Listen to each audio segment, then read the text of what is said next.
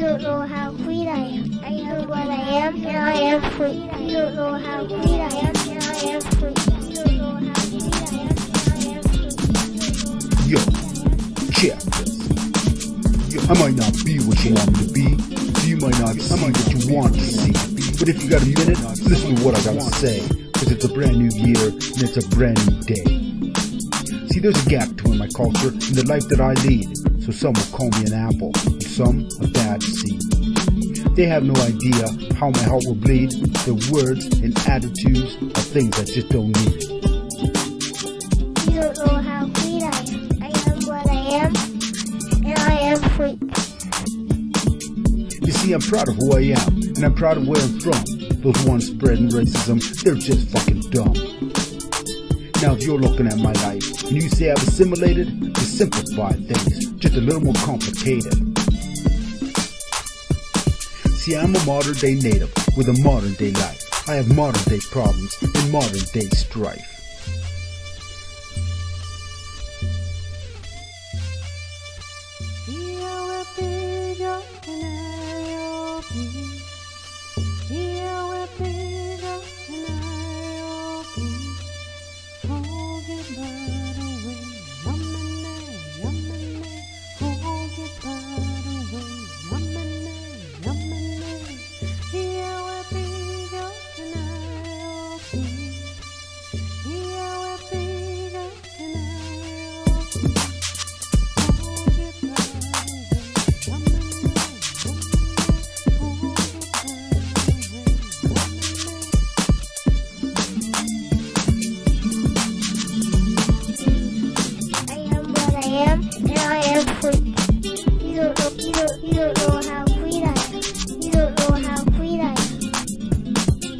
Now I hear other natives, they talk about the past, and will I do the same? Fuck that. See, I've got no time to dwell on what's already done. I've got too many things that I want to do. And they don't include knives, and they don't include guns. I'm talking about knowledge and sharing it too. See, my people need to learn how to cohabitate, get rid of the anger, and get rid of the hate. We gotta stop for a minute and learn to educate. And you'll see in the end, we all have to communicate. I know there'll be a time to make a stand and a time to fight, but if you do that, make sure the cause is right. Because if the cause is right and the cause is just, greater numbers of people will be backing you up. History has repeatedly shown to us all that united we stand and divided we fall. They were talking about natives and natives alone, because this is a big world and this world is our home. Now I've seen some beautiful people and ugly ones too, and there's no single color that comes into view. So the message I'm sending, it's not all that long. It's just, I want the human race to be stronger than strong. I said I just want the human race to be stronger than strong. You all have to be strong. Done it. Word. We all have to be strong. Peace. Sigoli swagwag gal hindi niyo gets wagi sliwagi ni wakitolora oni da gingwehiwenege ani bojo danse okinapi. And so for those of you who are new or those who don't know what I just said, I wanted to just introduce myself. So I always do it in my original language. So Sigoli swagwag, hello everyone. Gal hindi niyo gets. Gal hindi is my name, and I am a member of the people of the Standing Stone First Nations of the Thames in what is now called Southwestern Ontario and part of Turtle Island that's been kind of segregated and relabeled Canada. So the area that I'm in is now called Southwestern Ontario, and it sits on the traditional lands of the Anishinaabe, Haudenosaunee, Delaware, and Huron nations. And I say, Yonko, Yuko Donlor. Thank you, friends, for joining in and popping in tonight. I'm grateful for everyone who has some time to pop in and hopefully get something from the content that I like to share here, called Everything Indigenous, where our content is really focused on the Indigenous people of Turtle Island, from history, ceremony, culture, current events, even music.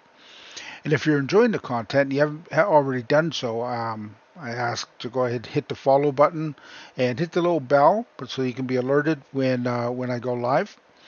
And if you have questions, suggestions, or just just want to be part of the community, join the Discord. You'll get subject updates, schedule updates, and that's where you can make your suggestions or questions for future streams.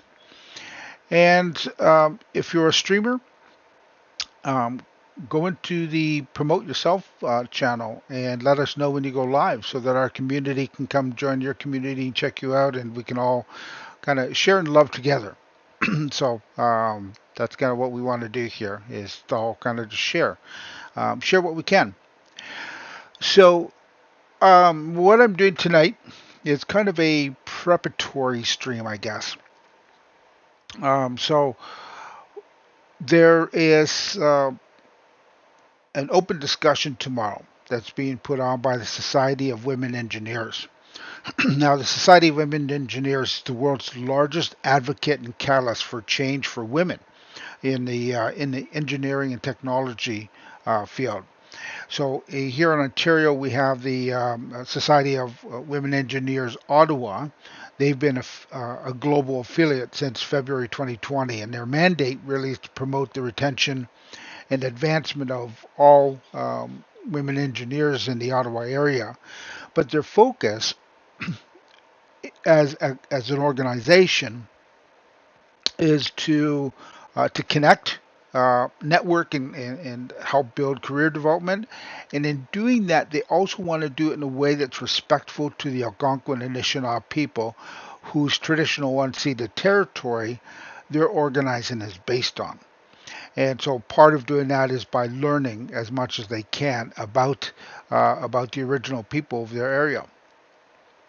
So one of the things that they have done is they have a lot of their members take a course that was put on by the University of Alberta, and it's called Indigenous Canada, and it's what they call a massive open online course, or MOOC, and it's developed by the Faculty of Native Studies at the University of Alberta, that explores Indigenous histories and contemporary issues here in Canada. And then from an Indigenous perspective, this course explores key issues facing Indigenous peoples today from a historical and a critical perspective, highlighting the national as well as local Indigenous settler relationships. And the course is free to take, so anybody can take this course. You just go to the University of Alberta admissions programs site, and you can sign up and take the course at your own pace. Now, I took this course, and it was probably almost a year ago since I've taken it, if not a year ago now. And I'll be quite honest, I think it gives a very general basis for a starting point. It is by no means a complete history or educational kind of context for everything, because they just didn't have the time for all of that. Chipperdoodle. Yeah, go for resubbing. I appreciate that. And welcome in. So we're just getting started. Now, so what I'm going to do is I'm going to show you the three video components of the course. They're relatively short. I think the longest one is 14 and a half minutes. So there's three components.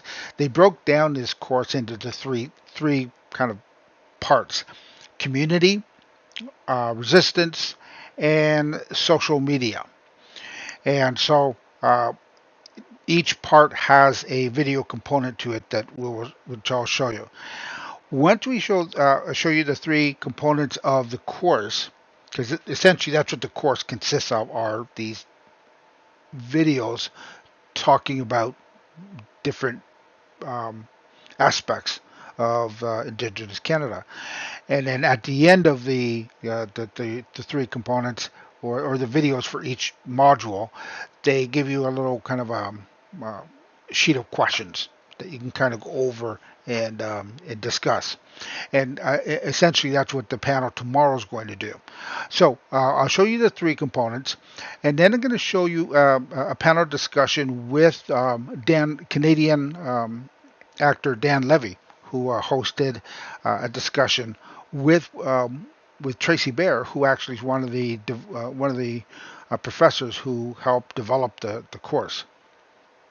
So what I'll do first of all then is I'm just going to get this started here. Let me get my face off the screen, and we'll start with the part one. And this is the part that talks about current movements in community.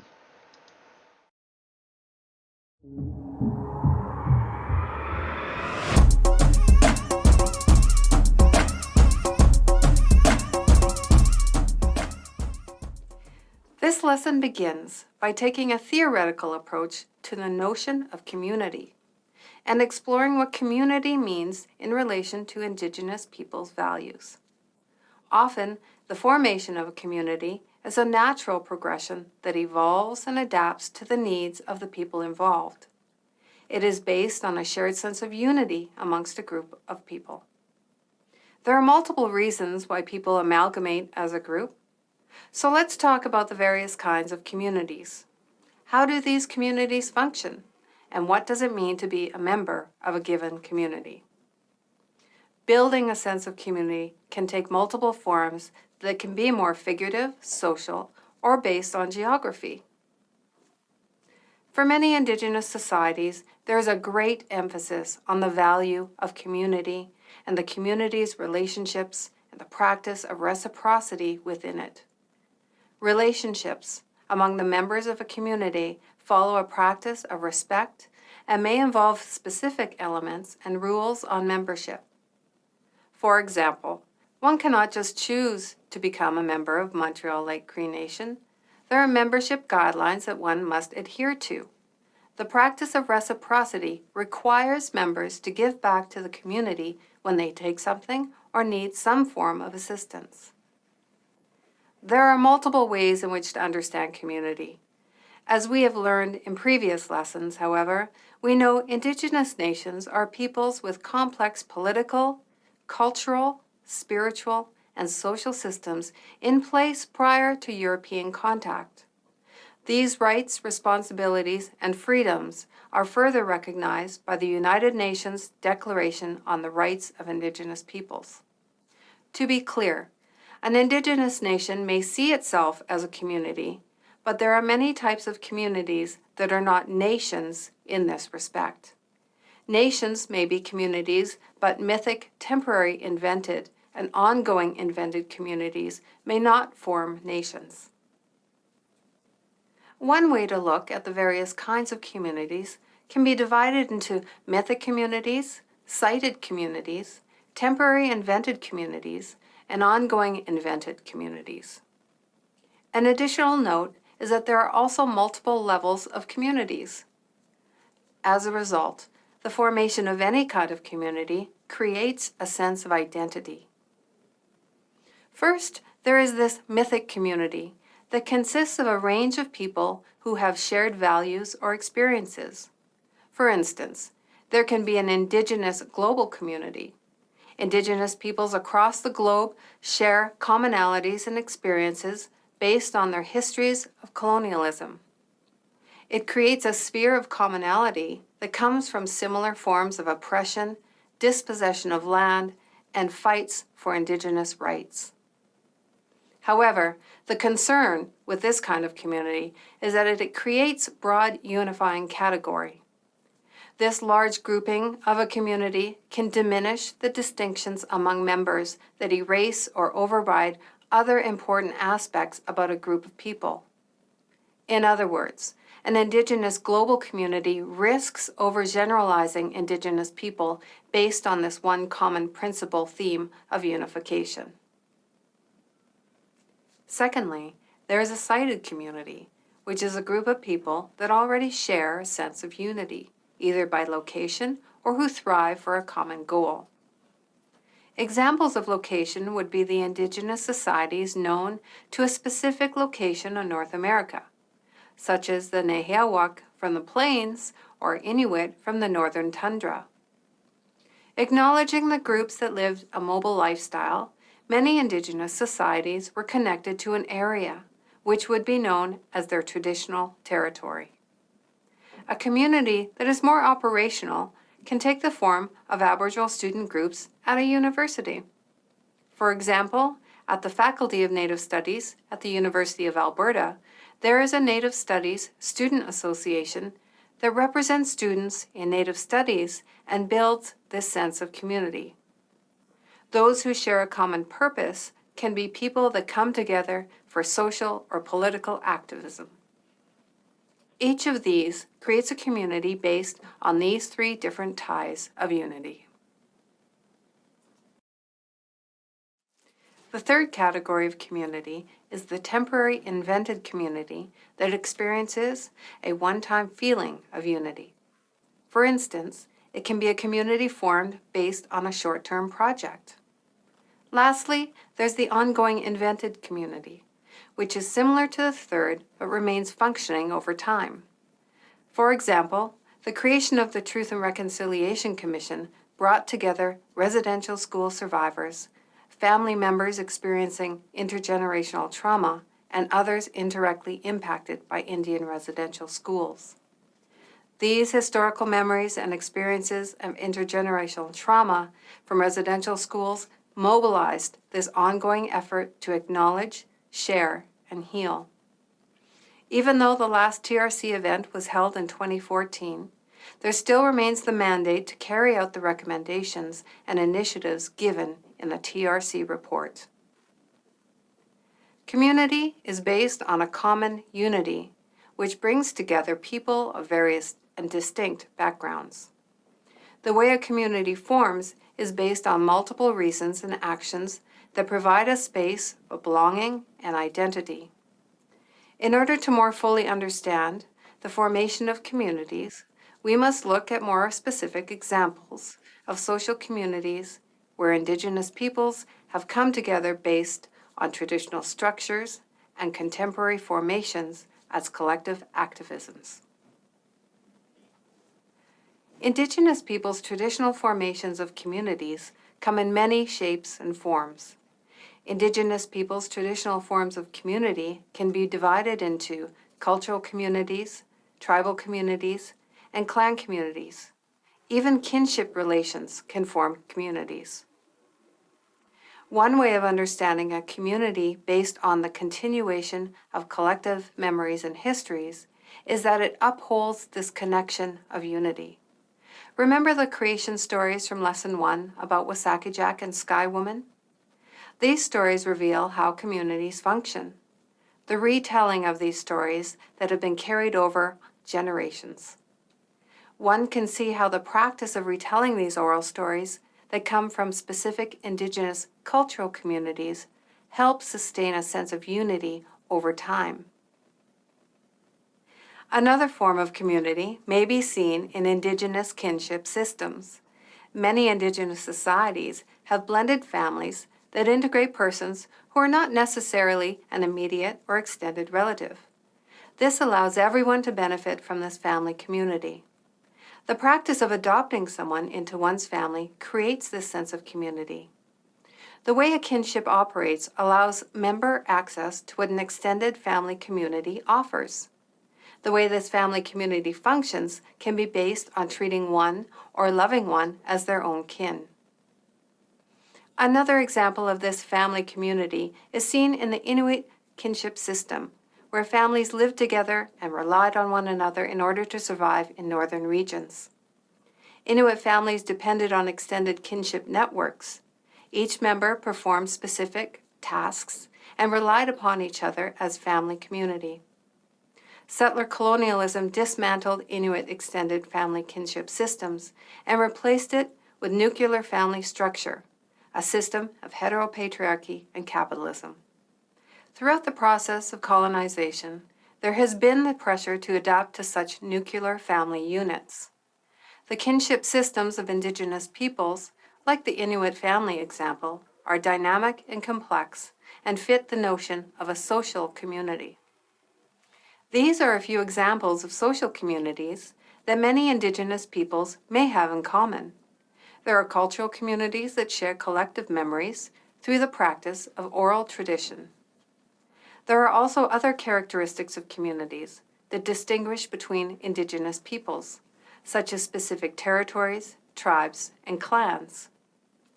Examining more contemporary examples through Indigenous peoples' collective action for social justice and environmental activism, one can begin to understand how and why social communities form. From these examples of traditional social communities in Indigenous societies, we can begin to understand community from an Indigenous perspective. Now we will look at some of the reasons in which social communities form. We can understand the creation of a collective group when looking at more contemporary examples of social and environmental activism. These examples show that individuals can share a common goal and purpose as it builds relations among a diverse group of people coming from different backgrounds. Many social justice and political movements form social communities that bring people together to fight for specific causes. When looking at the many protests and marches on missing and murdered Indigenous women, girls, and two-spirited peoples, both Indigenous and non-Indigenous people align to push for social justice against gendered colonial violence.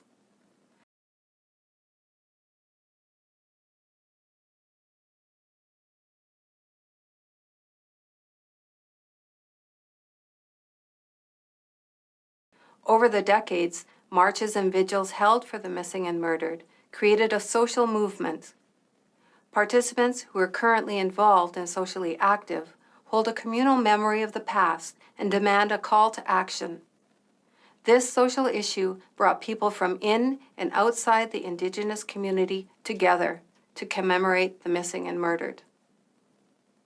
Whether people come together to protect the land or demand clean water, it shows how people's shared sense of value creates a collective group.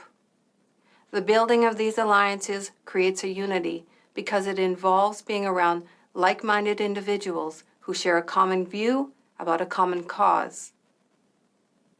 Another example of this type of collective engagement is the Idle No More movement that arose in 2012 and 2013.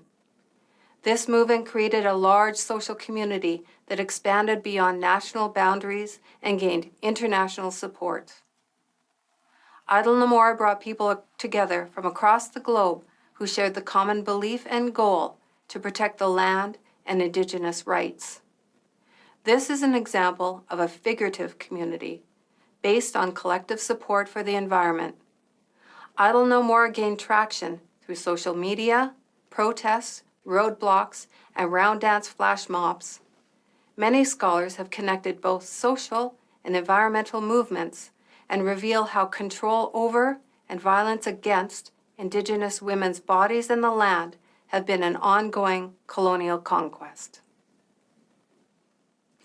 In 2014, thousands of people participated in the People's Climate March in New York City. People came together in solidarity to advocate for the protection of the environment and to stop climate change.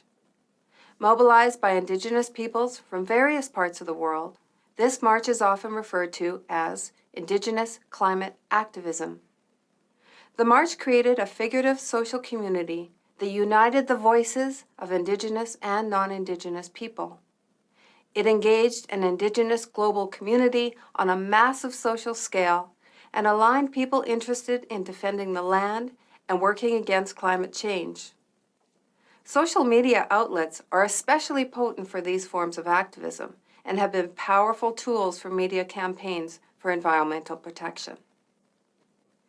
Social and environmental concerns motivate people to come together as a community. This form of activism is based on Indigenous collective memories that reflect experiences of colonial oppression. Social communities formed within political activism involves the building and strengthening of relationships with Indigenous and non-Indigenous peoples. Although Idle No More began as an Indigenous social movement, it soon expanded to include non-Indigenous allies.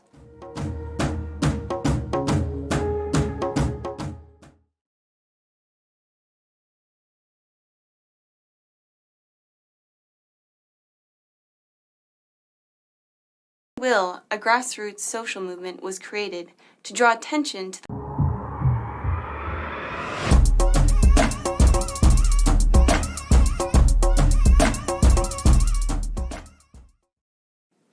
This part of the lesson explores examples of communities who engage in Indigenous resistance through grassroots movements. A grassroots movement can be a community-driven effort aimed at bringing attention to social issues. They begin at a local level with a few passionate volunteers, and sometimes they gain national or international attention. This notion of a grassroots resistance may involve following one's own Indigenous legal orders and cultural approaches when dealing with political or social conflicts. For instance, the lands where the Apache Corporation planned to install the Pacific Trails pipeline in 2012 was on a group of First Nations unceded territories. In this case, Chief Tagastai of the Wet'suwet'en intervened by offering an eagle feather to the crew leader of the Can-Am Geomatics Company, telling them to leave. This act of giving an eagle feather, a peaceful warning to the trespassers, is a practice of the Wet'suwet'en law.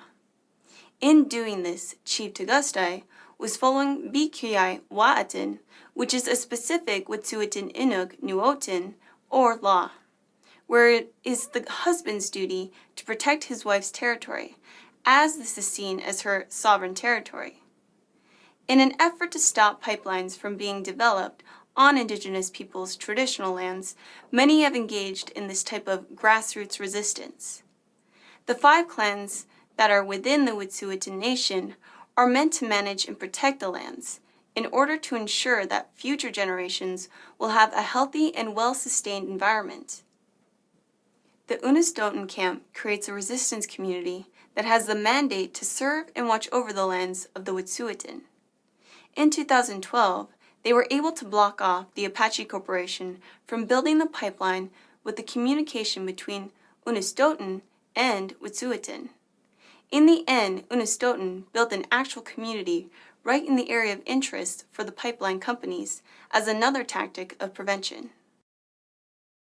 In 1990, an Indigenous grassroots movement took root in Quebec that quickly took center stage on newscasts throughout the country and became known as the Oka Crisis. The Oka Crisis involved forceful and armed tensions among members of the Mohawk Nation, or Kanien'kehá:ka, the Royal Canadian Mounted Police, and the Canadian Army. The catalyst for the crisis was the announcement of a golf course development by the mayor of Oka, Quebec. The plan included the expansion of a golf course and construction of a residential area on Mohawk Reserve land, which was approved without consultation or consent of the Kanien'kehá:ka. The site in question was a part of a long-standing land claim that encompassed a Kanien'kehá:ka burial site. This site had been a controversial topic for decades. In 1961, before the first 9 holes of the golf course were built, the Mohawk people had fought unsuccessfully to stop it. In 1989, when the expansion plan was first announced, it brought back bad memories for the Mohawk. This spurred the Kanien'kehá:ka to set up a small protest camp on the area of the property known as the Pines during the spring of 1990. The group of protesters began to grow, but even though their concerns were echoed by both the Minister of the Environment and the Minister of Indian Affairs, construction was scheduled to begin. The Mohawk decided enough was enough and launched a more vocal protest, as well as setting up a blockade to the property. People took notice because development was being threatened and delays were costing people money. Lines were drawn in the sand, people took sides, and suddenly, a crisis was born that would have major political repercussions. As the Oka crisis grew in intensity, the Mohawk were supported by members of 2 other reserves, the Kahnawake and Akwesasne. After 2 court injunctions failed to persuade the protesters to remove the blockade, police were called in. On July 11, 1990, tear gas and concussion grenades were employed and gunfire was exchanged. A police officer was killed, compelling the police to retreat. The resistance grew and became increasingly hostile when members of the nearby Ganawage Reserve blockaded the Mercier Bridge in support. The blockade had two major impacts. One, access to Montreal was cut off from the southern suburbs, making it difficult to get around. And two, food trucks and basic supplies were not getting to the protesters. Though the Mohawk had non-Indigenous supporters, tensions continued to grow from others who did not support them. Many people blamed government and police for the trouble. Eventually, through negotiations, the Mercier Bridge was reopened, but residents attempting to leave the reserve area were treated with hostility. John Chiacha, the Quebec Minister of Native Affairs at the time, supported the Mohawk. But the mayor of Oka did not heed his suggestions. Demonstrations took place across the country in support of the Mohawk, the upside being an increased awareness of the plight of Indigenous peoples with respect to land and treaty rights. The end result of this conflict went in favor of the Mohawk. The expansion plans were canceled, and the federal government agreed to buy the land and give it to the Mohawk. What makes this Indigenous protest fall under the lines of a grassroots movement was that it called upon the Kanien'kehá:ka clan mothers to intervene on the front lines of the protest. This movement relied upon the traditional matriarchal system to mobilize and organize. The threat of the construction on their traditional territory called on the Kanien'kehá:ka's traditional practice of women taking care of the community. The significance of the women elders' participation is an act of fulfilling their responsibility as clan mothers who look after the entire community. Other members of the Ganawage and Akwesasne joined in on their protests, establishing this as a community of resistance. The local police were unable to dislodge the Mohawk because of the presence of the Mohawk Warrior Society. The seriousness of the Oka confrontation was intensified when the Canadian Army deployed. What began as an act of resistance by the Mohawk became a nationwide story. This was about much more than a golf course. Indigenous people had been denied the land over and over again since first contact. A lot of promises had been broken, and no respect had been given to the people to whom the land rightfully belonged. One of the outcomes of the Oka crisis was a sweeping Royal Commission on Aboriginal Peoples, which conducted intensive research and reported in 1996. These examples of grassroots movements involve the practice of Indigenous peoples' ways of dealing with conflicts and disputes. Each one shows how members of a specific tribal nation, clan, and neighbors of surrounding traditional territory form a community of resistance. It demonstrates the allegiance of Indigenous peoples to prevent the further dispossession of lands, sending the direct message that they are not up for grabs. The next section examines Idle No More, the grassroots movement in 2012 that gained international attention, revealing the state and extractive industry's exploitation of Indigenous peoples' traditional lands. The Idle No More movement was born on November 10, 2012, when 4 women from Saskatchewan decided it was time to act. The specific event that prompted them was the introduction of Bill C-45, which contained several troubling provisions. Jessica Gordon, Sheila McLean, Sylvia McAdam, and Nina Wilson, tired of existing within government-sanctioned structures that continue to restrict the sovereignty and rights of all Indigenous peoples, decided to take a stand. They wanted Indigenous lands to be protected. They knew that someone needed to step up, or soon there would be nothing left to save. They wanted to reframe the relationship between Indigenous and non-Indigenous peoples.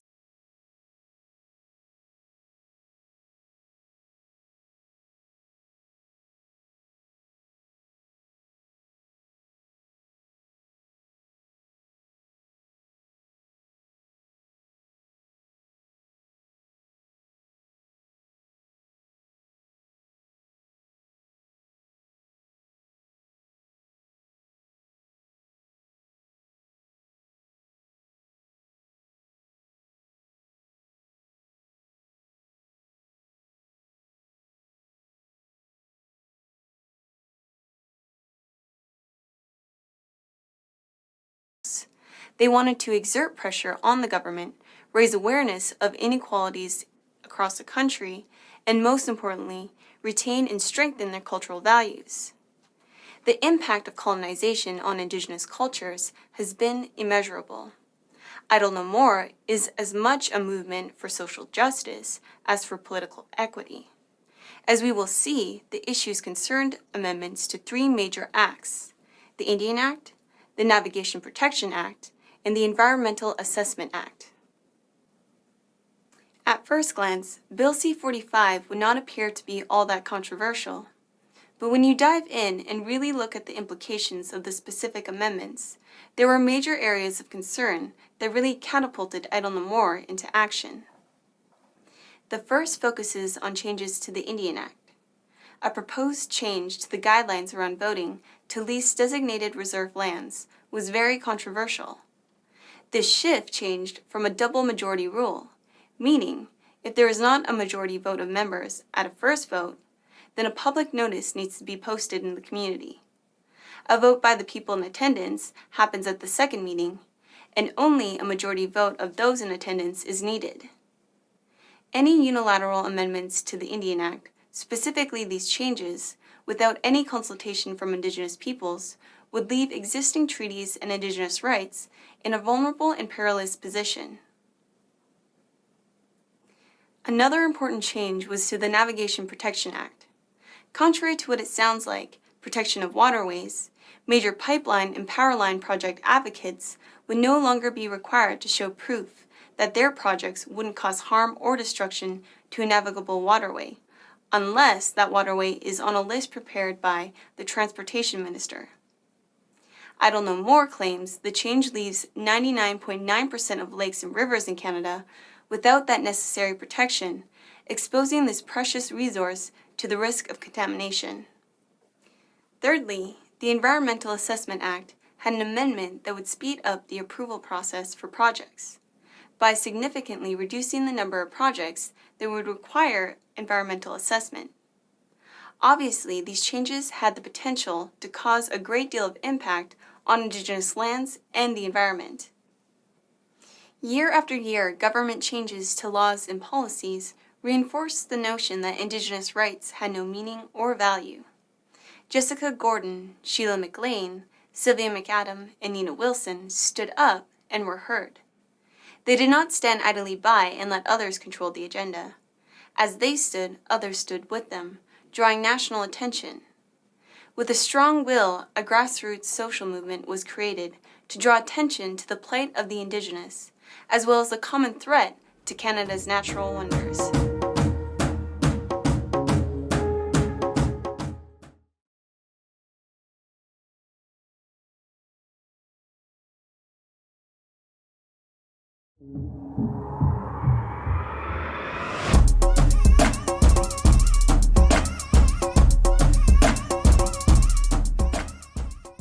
As much as anyone across the globe, Indigenous people participate and engage with online cyber technologies.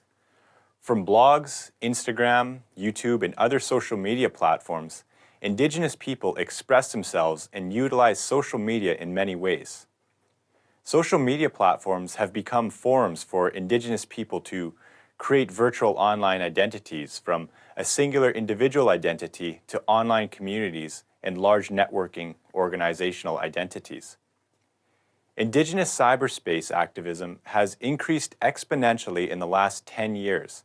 Increasingly, Indigenous people turn to social media to raise awareness, advocate and mobilize strategies for organizing and carrying out activist projects. Extremely accessible, online social networking sites serve as digital platforms, enabling users to participate in politics like never before. Digital technology and the social media phenomenon profoundly changed the implementation and execution of Indigenous political and sociocultural activism. While conventional forms of activism, such as writing letters, sharing information about rallies and protests by word of mouth, and signing petitions by hand, are still common, today many events are only promoted through social media. The communication and transference of information through Facebook groups, hashtags on Twitter, photographs on Instagram, and electronic petitions is unrivaled in agility and velocity. Cyberspace of digital media offers Indigenous political activism many advantages, including the ability to plan protests and events and mobilize and coordinate action. These platforms further the opportunity for people to unite in solidarity and encourages more people to engage in political social discourse. Indigenous people are accessing the platform of online digital media to grow grassroots political movements from small localized areas to large national and international movements. For example, due in part to the mobilizing proficiency of social media, Idle No More became one of the largest Indigenous mass movements ever recorded. The Idle No More movement began with 4 women in Saskatchewan and then expanded globally. The lengthy, interactive discourse from the chronological feed from the hashtag Idle No More on Twitter reveals the massive engagement of this media campaign. Examples like Idle No More reveal the potential for Indigenous cyber activism as Indigenous people capitalize on the use of social media platforms. Indigenous people's use of information communications technologies facilitates dialogue on nationhood and self-determination between Indigenous peoples across the nation. Social media platforms have enabled Indigenous peoples to establish wide networks to communicate concerns or conflicts with governments, industries, and corporations. The proliferation of digital technology allows Indigenous peoples the opportunity to resist and develop strategies to overcome oppressive social conditions. For Indigenous peoples, social media has opened up new ways to socially interact with like-minded individuals locally and globally. Indigenous peoples coordinate networks of communities to form unique bonds of resistance and social mobilization. Twitter is an example of internetworking in which academic scholars, political figures, activists, organizers, and Canadian citizens voice their thoughts and opinions. These accounts can be seen across a wide variety of social issues.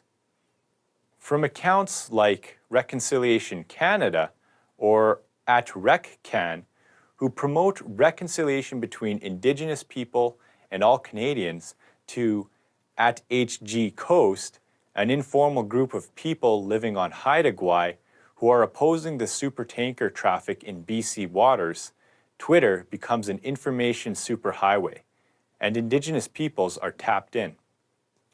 Indigenous activists create decolonial social spaces online, and often these websites, listservs, blogs, and channels become major informational hubs for Indigenous-related politics and grassroots social media. Now we shift the focus from the consolidation of social movements to examine some of the risks of individual social networking. The critics of social media have argued that there are risks involved in online Indigenous activism. While social media has been extremely successful in promoting and advocating for Indigenous rights, it may have detrimental long-term effects. Some critics question the ways in which Indigenous people may view their activism and political engagement. There are multiple levels of political and social online activism. For instance, minimal participation may include just joining a Facebook group or sharing a link. So while still technically involved, an individual's engagement in online activism may give a false sense of accomplishment. Overall, their involvement may have very little effect. The long-term effects of online engagement on social media may act as a replacement to offline participation. For any permanent beneficial changes to take place for Indigenous peoples, activism in cyberspace and activism on the street are equally important. Neither should be a substitute for the other. As well, the self-centered media production of a self-promoting individual could distort or undermine the collective message. Previous lessons have explained that successful Indigenous communities have systems of accountability and responsibility embedded within the fabric of the community. Indigenous systems of accountability are rarely practiced or are absent online, making online communities and forums very challenging to moderate and control. Comments on public forums can become battlegrounds for attacks on Indigenous people. Anonymous commenters, often known as internet trolls, spew inflammatory remarks meant to provoke or start arguments. Trolls fill the comment section of online Indigenous-themed stories with hateful and racist opinions and ignorance. In fact, the vitriolic hatred and racism displayed in the comments became too difficult for CBC Online to moderate.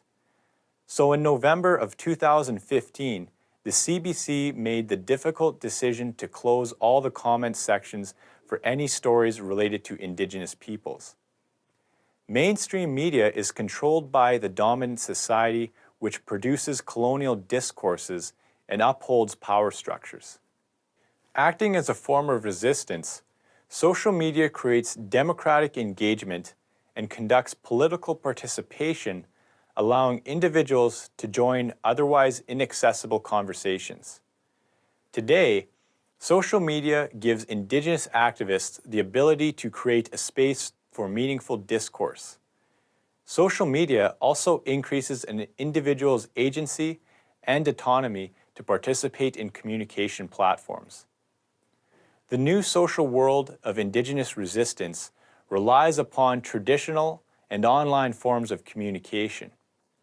Cyberspace expands our ability to promote social activism and engage in political debates in order to mobilize the political will of Indigenous peoples.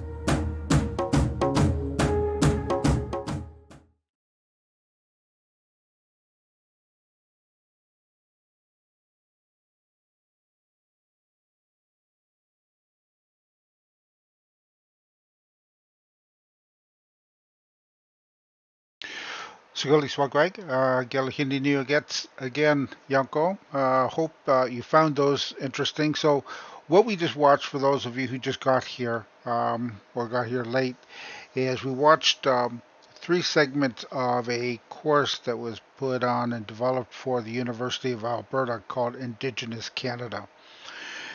It's a free online course that anybody can take. And I know that tomorrow we have a discussion, an open discussion that's going to be taking place at 6:30. That's going to be hosted by the Society of Women Engineers. And again, so the Indigenous Canada is what they call a massive open online course, and it's from the Faculty of Native Studies at the University of Alberta, and it's meant to give people perspective on issues of Indigenous history from in their perspective, as well as on Indigenous settler relations. So a number of different aspects that kind of feed into where we are in our social environment right now. And so truth and reconciliation is a goal that everybody has. For the most part, except for maybe the systemic colonial avenue, which has created some genocidal violence that continues today in places like Wet'suwet'en. So this course is, I believe, just kind of a short, simplified overview and doesn't delve into as much content as it could, and that's part of what we want to discuss tomorrow is how people feel about that. And I wanted to at least give everyone a chance to see what the course essentially entailed, so that you could kind of percolate some questions overnight for tomorrow's discussion, and see how that works. One of the things I did note, social networking as an aspect of movement is a trend that seems to be growing right now. I mean, um, I've been doing this now for a year on Twitch, trying to bring about content that is all about the awareness and education. And I think for the most part, I've gotten a lot of positive feedback about it. But like you said, the online portion of it is only one aspect of the whole movement, because street activism, or the grassroots way of movement, is also just as important, because it's bringing a higher amount of awareness in the local forum. So the problem is that you have to find a way of integrating them both together, or having them to become very interconnected, so that not only do you bring awareness and action, but you do that in a way that's far more reaching than just the local uh, in the street activism doesn't have the reach that, say, the social network uh, avenue has. But then the social network avenue, although it's far more reaching, may not have as much impact in actual change taking place. So that's why they have to kind of be used in I guess in an interconnected way. At least that's the perspective I'm getting from this, and um, maybe I'm off base, but I won't. I don't really know that yet, because because I've only been doing this for a year, and I don't know how much of what I say or what I've shared has affected the people who watch this. And the other aspect, of course, is because it's so far-reaching. I'm not sure how many of you in chat are actually in North America, for example, because in North America we may have um, you may have abilities and resources to make an impact, whether it's writing letters to your MP or your governments. Where if you're outside of North America, you're not going to have that impact, because your local MPs and politicians are not uh, are not in a position to make a change here. So, uh, so there's a lot of variables that we can look at to help kind of determine what is the most efficient way of making those movements happen. So that was the course as it was presented. Now, the next thing I'm going to share was actually a panel discussion um, that was hosted by Daniel Levy, who's a Canadian actor, writer, director. He's a producer, a comedian, and you'll probably remember him from a series called Schitt's Creek, which ran for like 5 years, something like that. But he hosted a panel discussion, which I'm going to share with you, which also I believe has Tracy Bear involved in it. So I'm going to again get my face off the screen here so you can hear their discussion as they see and talk about the Indigenous Canada module, and they're talking about the same modules, which is the current movements. Fun things with my coffee cup. I showed my cousin's coffee cup from their wedding. I was using it last week, so hopefully they see it. So not this week though, unfortunately. That's hilarious. This is my covert, my love for the child. Oh, we love the child.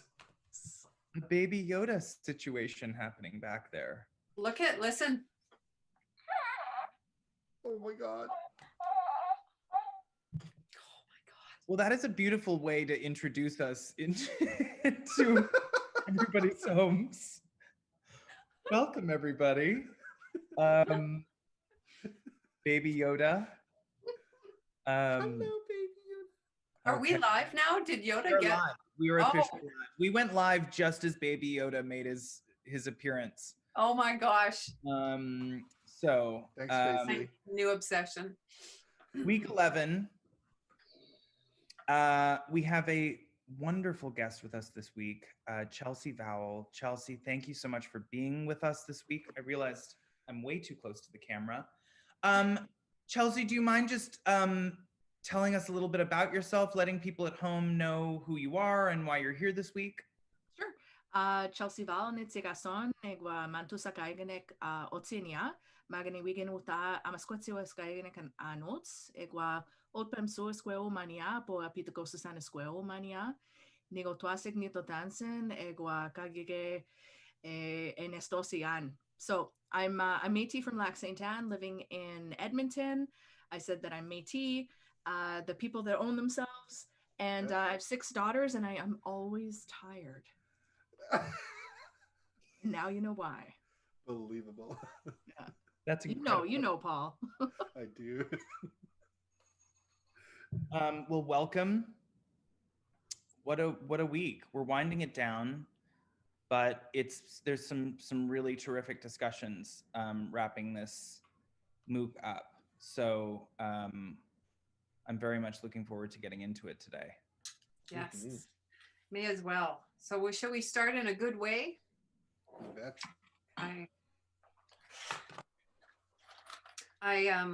So I have like a bit of smudge up here, but downstairs I have this big box and it just says medicines on it. And every time I open up the box, all of this amazing smells just waft up into my nostrils. And so I'll have to go down and grab some more smudge for next week.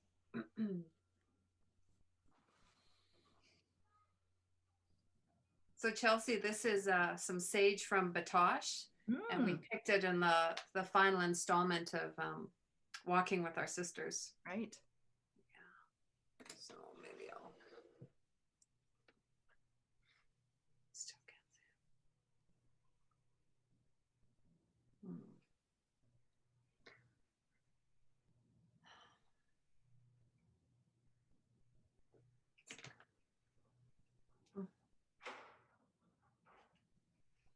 And here's for everyone out there who's come on with this discussion with us to smudge and go forward in a good way and listen with 2 good ears, see with 2 good eyes, and have good things in your heart as we go forward.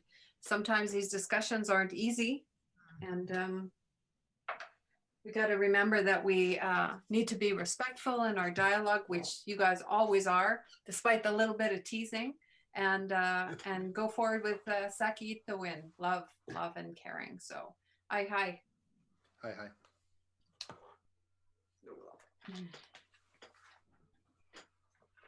Down. Yoda looks pretty cute there with his smudge bowl. Super cute. He needs beading on him. Oh, I could beat his, Beat his little jacket. Yeah, totally. Okay, so there's a couple of announcements that we have. Because we've gotten a lot of requests for hoodies and things like that, we've decided to actually make a really special MOOC hoodie, Indigenous Canada hoodie. And Leah Dorian, our artist, has been amazing and wonderful with this, and she has agreed to let us create hoodies with a little bit of her art design of the turtle on it. Says Indigenous Canada on the back, and then has Faculty of Native Studies, U of A, on the front. And also the art that you see in the MOOC, the ones done by Leah Dorian, we're also making those into prints and they'll be available. We're thinking you'll be able to pre-order next week. So we'll get you the details on that next week. So that's pretty exciting. Yeah, it'll be great. That's 6 paintings. It's a great hoodie. I'm not gonna lie. It is incredibly comfortable, and I get a lot of compliments on it when I wear it down the street. So that's right. They're complimenting the hoodie, right? Yeah, of course. Of course. Nice. So Dan, it's your 11th week in Indigenous Canada. You probably have learned, well, we see that you've learned a lot. And so specifically for this week, anything bubbling up for you? Well, I mean, I think it's like this week's lesson couldn't be more timely considering what's going to be happening, in American politics on Tuesday. The idea of community, the idea of rallying together, the importance and the necessity and the value of social media when it comes to forming communities, and the good and the bad. And I know that we're going to get into a few things that I have some thoughts on over the course of the lesson. So I will just say that I think everything that we're learning could not be happening at a more timely time. And the value in today's discussion, I think, will be really helpful, hopefully for people as we head into this week, because I know that it's going to be an incredibly kind of disorienting and traumatizing and triggering time for a lot of people. You know, hopefully this week's discussion can inform and be of some help and service because we're dealing with some, you know, we're dealing with community in a way, and you know, I think it's we'll see how the discussion unfolds, but I'll hold some things for down the line and today. But I have a question though for Chelsea. Métis in space. Would you care to expand on that? Okay, so Métis in Space, or Otpem Suesquewa Kitsigisigok, is it's an Indigenous feminist sci-fi podcast that Molly Swain and I started just for funsies. We figured nobody would listen but our moms. Our moms don't actually listen, but that's fine. We drink a bottle of red wine and we watch some sort of sci-fi, some sort of portrayal of indigeneity, because it seems that every single series has at least like one native content, you know, episode, and we just usually tear it to shreds. We're huge sci-fi nerds. We love it, but sometimes it just does us so wrong, and so we just need to get back to it a little bit, and also just learn. We get to learn about ourselves. For example, every time that an Indigenous person enters the room, there should be flute music and the cry. That's right. And so if you don't get it, that is a treaty right. If you don't have flute music and the cry of an eagle, you need to talk. Cote, yeah. Did you say a private eagle? No, the cry of an eagle. Although I think you could request a private eagle. I think that should be part of it. We should all have a private eagle that will cry majestically. Right. On where cue. can people listen to this podcast? So they can go to métinspace.com, but it's available on the iTunes, on Spotify, pretty much anywhere that you listen to podcasts, you can get it. Yeah. Oh yeah. I have one more follow-up question for you. Mm. Has there been, in your experiences, a representation in an episode of a science fiction show that you didn't find completely cringy? Yeah, we always get that question. People really want to hear that their faves did it right. I would say one of the first ones that we came across that we were like, all right, we like this, was actually Quantum Leap, which maybe that's like showing my age here, but they did it pretty well. But other than that, honestly, no, it's been a lot of hot garbage, except for when Indigenous creators get to tell their own stories. And those are fantastic. So I'm very looking forward to watching Eden Robinson's Trickster. Oh, yes. I know. We'll have to mention that. Accolades. Yeah. Yeah. Love those Great books. stuff. Love. Yeah. Cool. Awesome. Yeah. So Chelsea, we are so happy to have you here. And Chelsea is in the Faculty of Native Studies. She has this amazing place down in the garden level, or the basement. Garden level. I'm in the dingy haunted basement. It's called garden level. I never outside of Quebec. That's amazing. Wow. Les chaussées, huh? Like, les jardins. Every time I go down there, there's always like a pot of tea ready, and she's, even though Chelsea's considerably younger than me, she's like this auntie that always has, you know, her earrings are up there, and she's got these medicines and tea. It's just so comfortable. It smells good. smells good. You make that part of the garden level really nice. So really happy to have you here. Wow. Brings Thanks, back those Chelsea. great memories. Thank you for that. A garden of mold. And Anyway. ghosts. Yeah, they used to store bodies there, but I think it's probably a lot better now with you down there. We smudged that place. We do. Yes, we smudge that place a lot. Yeah. All right, to our questions. Cyrus? It's the soonest we've ever gotten to a question. Yeah. It is. It is. This is it is a very efficient start to the week. Amazing. Actually, it is. Yeah. Are we doing it wrong then, or? No, I just note. I looked at the clock. I'm like 3:11. My goodness, look at us go. This is the power of visiting, though. Like you guys have been together for so many weeks now that you're able to sort of move forward together. You're like a unit. Yeah. Visiting is important. Let's go hunt some buffalo, people. Woo! We're ready. We're ready. We can do this. You don't want to see me in that situation. No, I do. I Asset really when it do. comes to that. Dan. It's a challenge. I think Really Dan good. would be a good hide scraper. I really do. Yeah. Okay. Seems more my speed. Yeah. We'll keep you off the horse. Okay. Okay. So Cyrus has been with us for a while. Cyrus has sent in a lot of really good questions. So we're going to start off with a question with Cyrus, and who is grateful but sad as these discussions are coming to an end. So Cyrus says, looking at social movements and the use of social media to help spread information and resources for people to get involved, it's insightful for me to think about how online presence can sometimes result in minimal participation by some. I'm curious about how the pandemic has impacted these movements.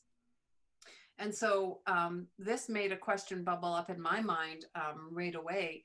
We launched the MOOC in 2017, and its relation to Cyrus's question. We launched it in 2017, but now it's 2020. So I just wanted to ask Chelsea, how has social media changed in the 3-year time span? I think that sort of all social media has sort of these ebbs and flow that happen. So it's, you can kind of track it that way. But I think too, it's just there's more Indigenous peoples online now. And I think at the beginning we were sort of, during Idle No More was when Indigenous voices were being heard directly instead of mediated through sort of like white media power brokers. And so I think these couple of years have made it more common for people to know that, there are, a lot of Indigenous people online. There's sort of an online community. But I did bring this up before, that I think the fact that there's a lot of us online means that we're a bit more comfortable airing our dirty laundry and having, talking about the conflict that happens in our communities all the time, because like any community, Indigenous communities, we have conflict. There's no human community that goes without it. But we kept it a little bit on the key mooch, on the down low before when we were a minority on social media. And now I think it comes out a bit more. So that to some people that might look like, a bit messy, but I think it's a bit more authentic. Yeah. On the other hand, I think that I think it's getting a bit I don't know. People are trying to draw sort of bright line, create rules about how to be Indigenous and how to do it properly and stuff like that. And there's always been gatekeeping, but I think because there's so much external pressure from non-Indigenous peoples who want to consume our cultures, that some of the pushback is a bit reactive. It's still a place that we can do a lot, and we can organize over, particularly here in Canada, vast geographic spaces. So. And do you think the current pandemic has had any impact on social media and what we're doing and what we're saying on social media? Yeah, I think we're all more stressed. I think we're less kind to one another, just general. And that's not just Indigenous peoples. I think we're all a little less kind to each other because we're all under so much constant background stress. And that for me, I know a lot of people now, myself included, who are trying to sort of wean ourselves off of social media during this time, because it's just a bit too much, that sort of glut of information that was so exhilarating and empowering before is now a bit crushing. Yeah. I mean, as you were speaking, Chelsea, I just couldn't help but in my mind, think about the fact that I think everyone is frustrated. I think a lot of people are angry. I think a lot of people are lonely. I think a lot of people are isolated. And the internet has created a space where anybody's opinion can be voiced. Yeah. And as a result, you see so much internal conflict between all kinds of communities because what you're essentially seeing are people just trying to have their voices heard. And if I can come at someone else saying, well, technically that's not correct, so everything you just said is nonsense, or the way you chose to word this particular thing has offended me to my core. I mean, it is just, and that, I think, when you exist on social media, it's hard not to read those things and say, oh God, did I do something wrong, or what am I doing? At the end of the day, though, I think it's good that there's discourse, but it really comes down to, as you were saying, choosing how to create an experience for yourself so that you're protecting your own voice, that it doesn't get snuffed out by the people that might have opposing ideas, and realizing that ultimately these voices are coming from a place that is just wanting to be heard. And I think when you're under that kind of pressure, it tends to be reactive and volatile because it's coming from such an energized space. So, I think what that also does is allow for, and we were just discussing this earlier, the concept of allyship and activism to be something that only lives on social media. Sharing links, which to an extent is, better than nothing. But I think what these lessons and what this course has hopefully been teaching everybody out there, and I think what so many of the the civil rights movements that have been happening and the conversations that have been happening over the past year and years, but particularly what's been going on over the past 8, 9, 10 months, is that there really has to, you can have an opinion, but what are you going to do about that opinion beyond just share an article? And that really was the crux of how our discussion started. For me, I saw the link to this course. I was going to take it for myself.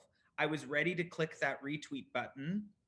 And I caught myself in an action that felt performative.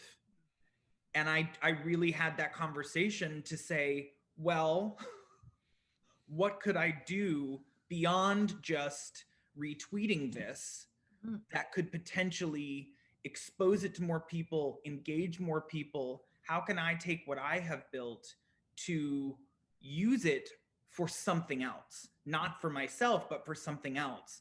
And that is where this whole concept came. And I have been loving this kind of wave of people who have been creating social media followings, giving their space to people to have their voices heard and not be the voice.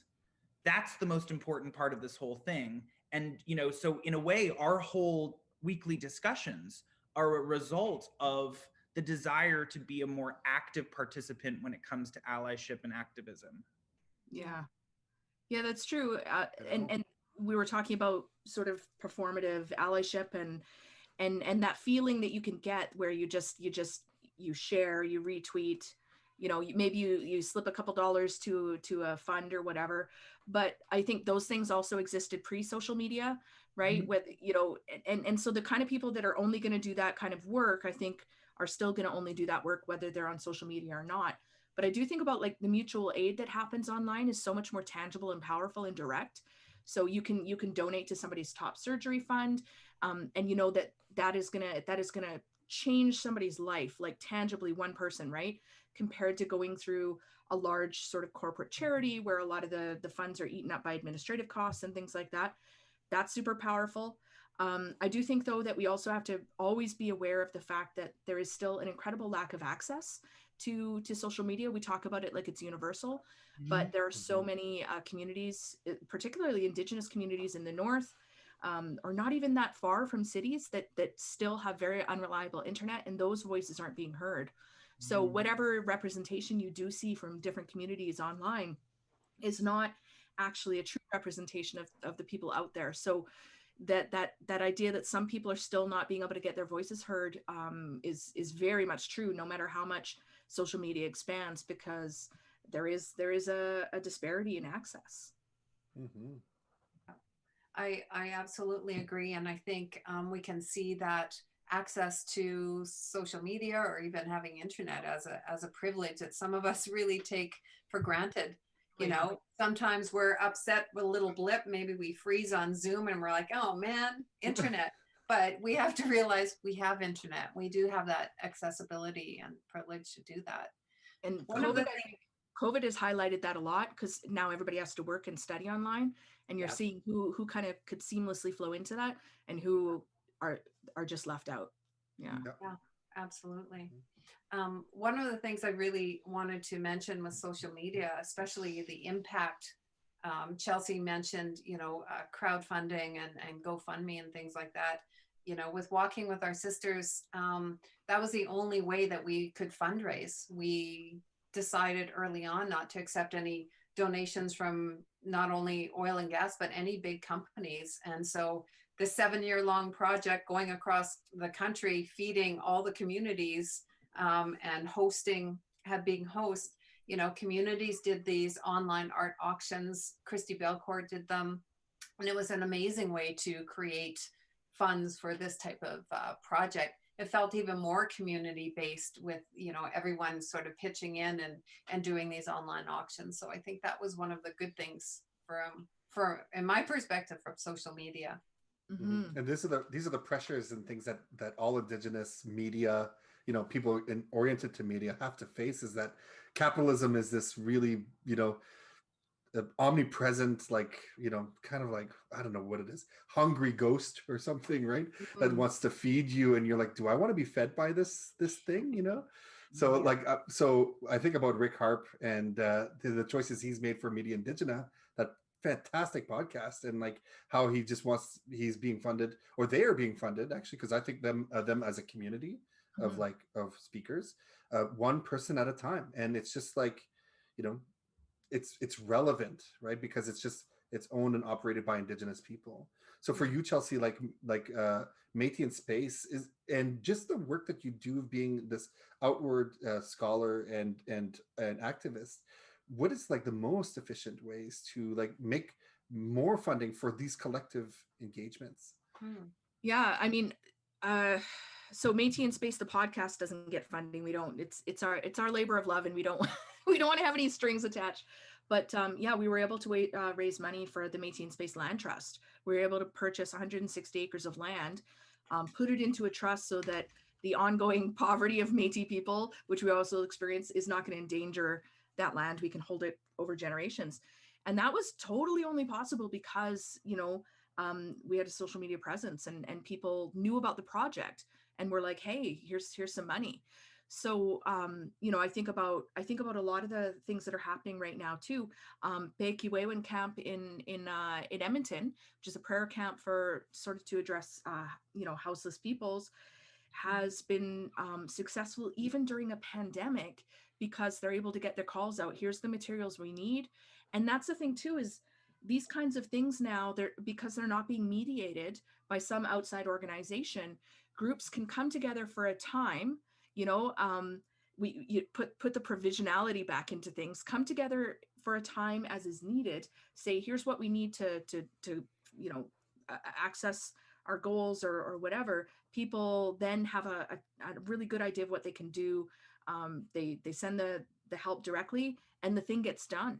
So people who are able to do they say, here's what we need to allow us to do it, wash the dishes, send us firewood, drop off some gas, whatever. And I think that is so much more powerful than any sort of form of mediated charity work or good intentions. People doing the thing, and others are helping to the extent that they can, whether it's in person or not. So it's about traditional governance too, right? Oh yeah. That those collectivity things dissolve when they're not needed anymore. which is something we've forgotten, right? Yeah. Like particularly looking at Métis governance, but this is not just true of us, is, we had provisional governments, not because, that we're just so temporary, but because we do things, we bring together governance structures when we need them. And when we don't need them, we get rid of them.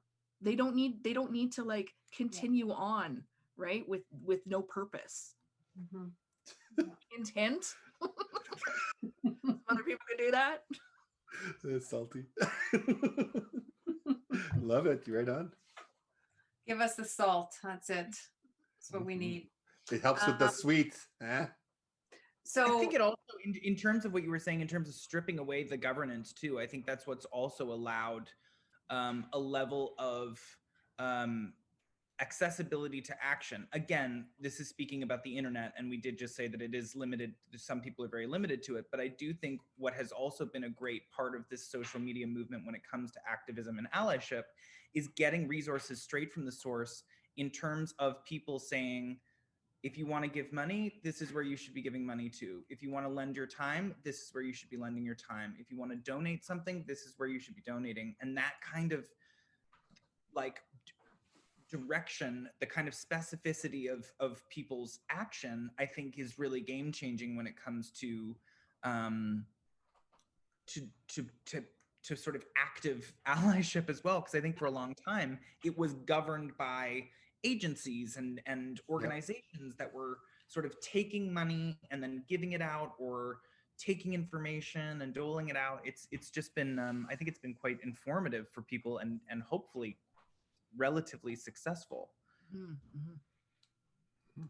Speaking of which, if anyone's interested in donating to the Métis and Space Land Trust, because they have the land, they just need access to it. So there's roads and different things like that. Sarah's going to post something later on, so keep an eye out for that.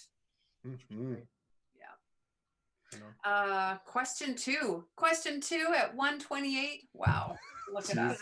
We're amazing. Usually it's about 1:50 when we get to question two, which is great.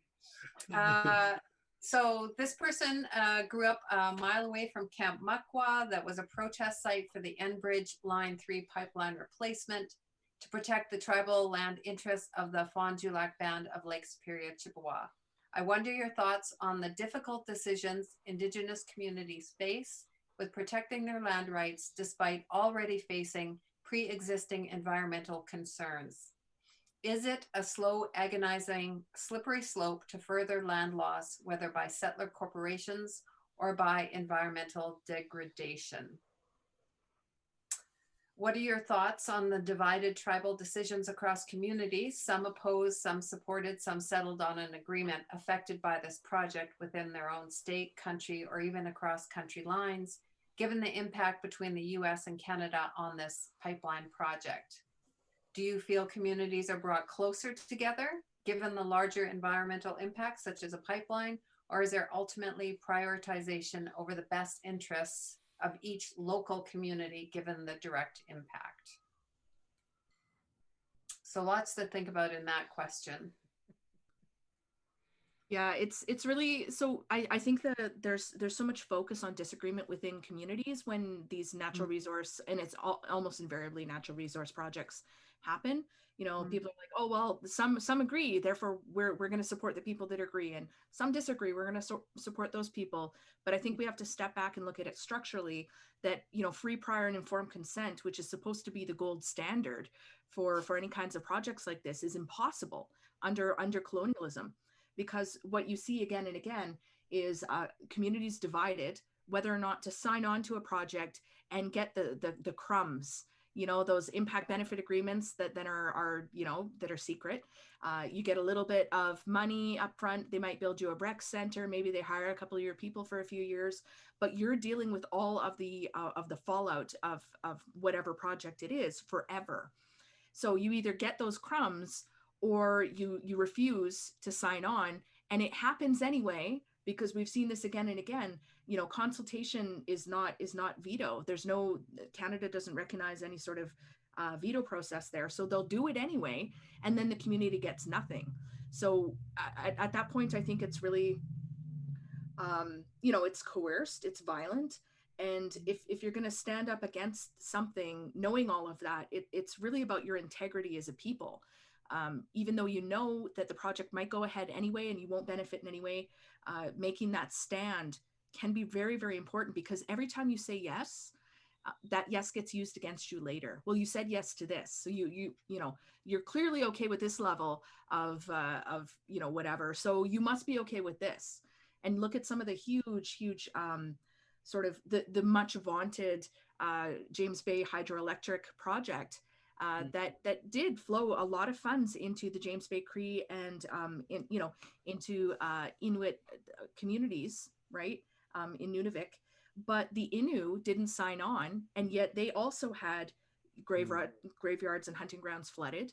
They also dealt with the sort of the fallout, and none of those communities benefit from the cheap electrical power that it produced. That all flows to the south, and they're running their communities on diesel.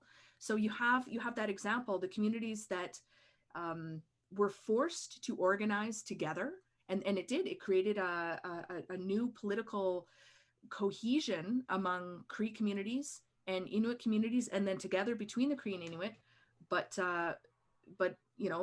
then you have the ones who said no, and it happened anyway, and they're still dealing with the after effects. So God, and it's so interesting to think about that. It's just like it's always crumbs, right? And you're like, it's never full on nation to nation, benefit agreements, right? And I'm happy, and I mentioned in our talk, I'm really happy that you mentioned the James Bay Agreement, because that's the gold standard. We're like, look at that, a modern treaty, like this is what we want to be doing, right?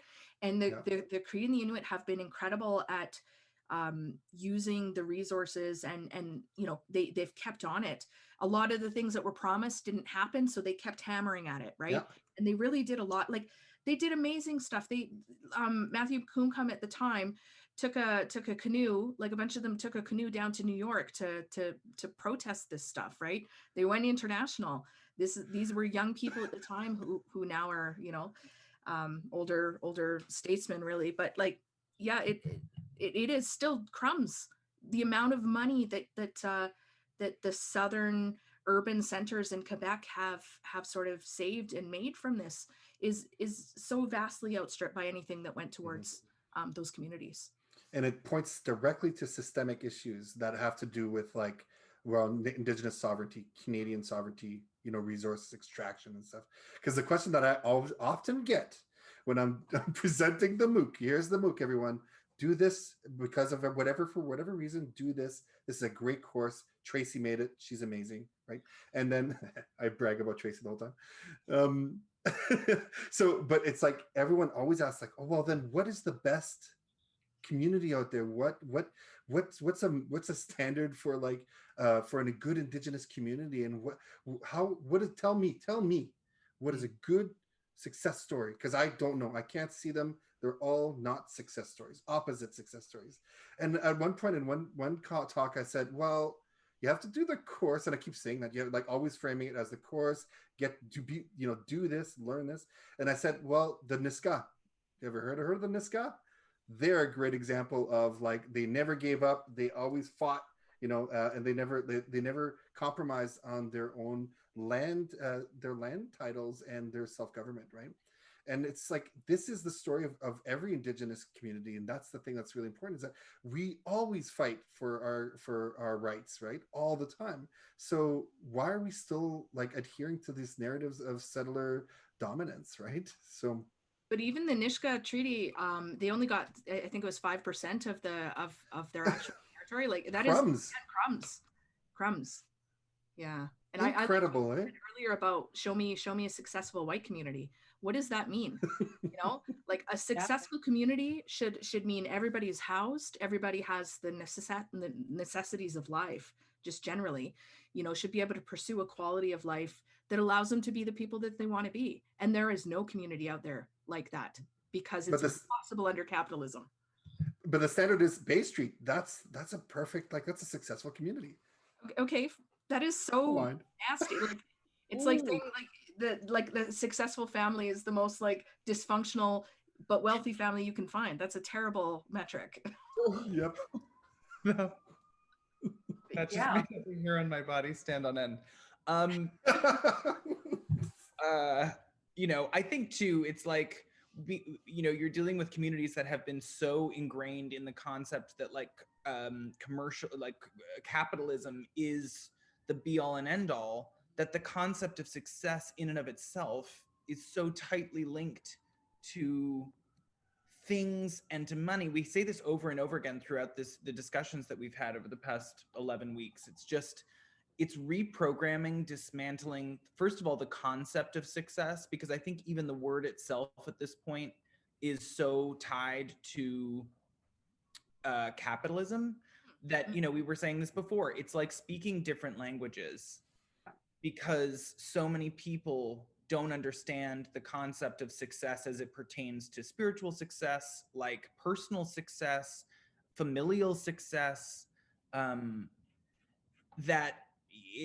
word itself is almost dangerous, because it is essentially dangling a carrot for someone that doesn't even exist.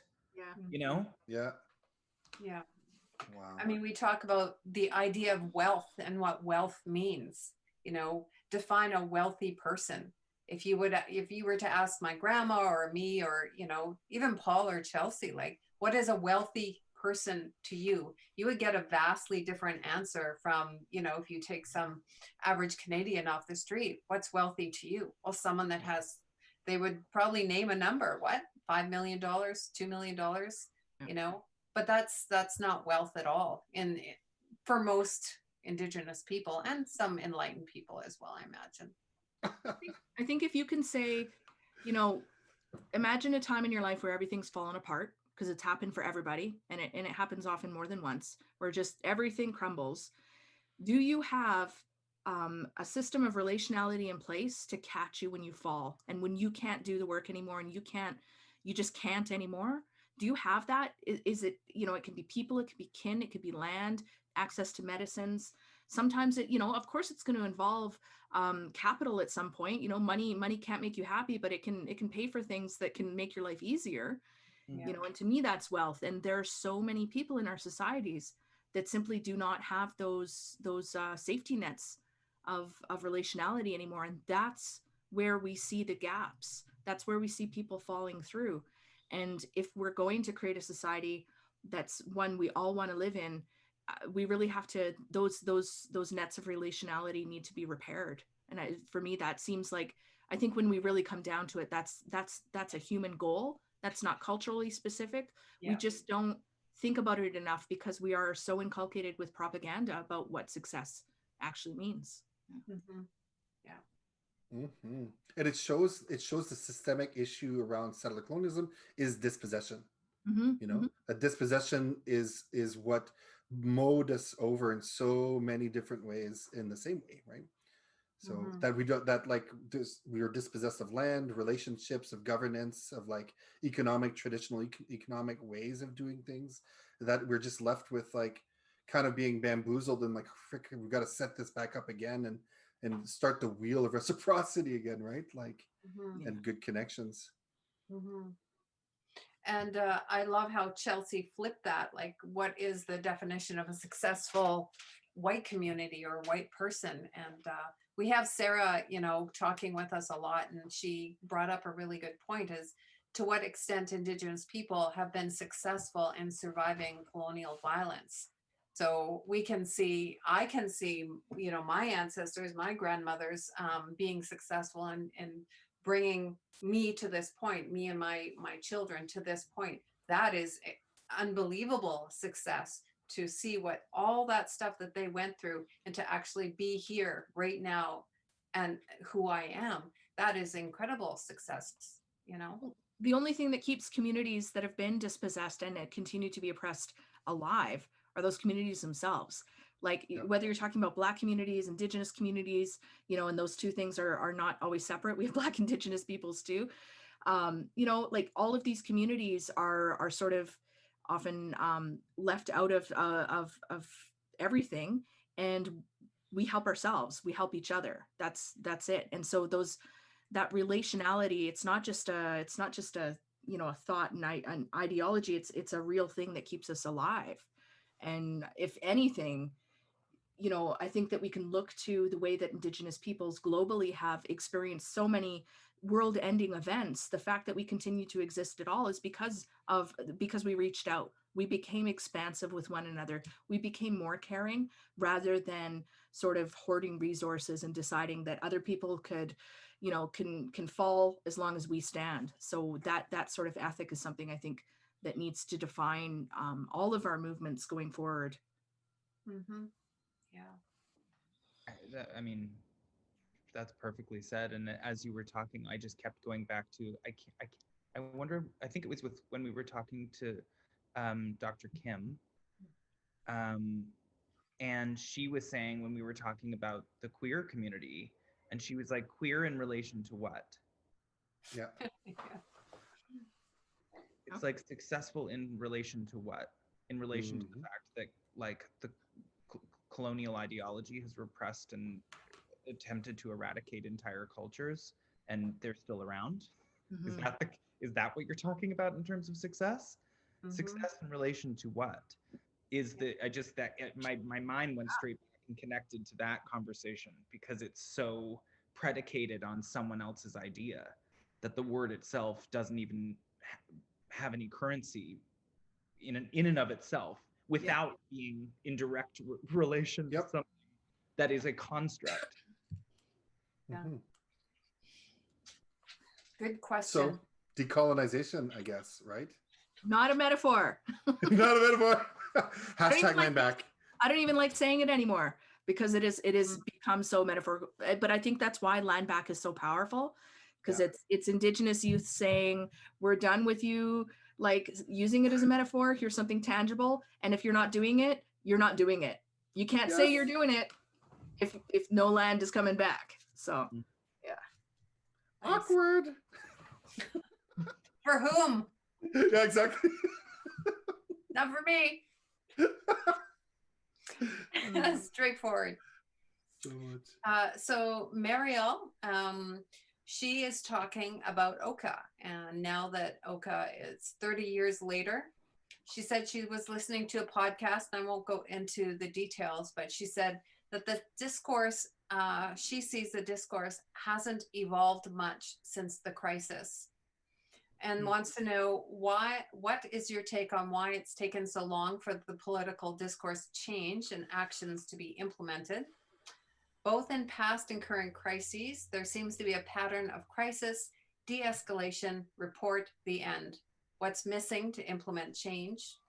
And finally, if you had a crystal ball, I think actually Chelsea has one. So she looks like a crystal ball.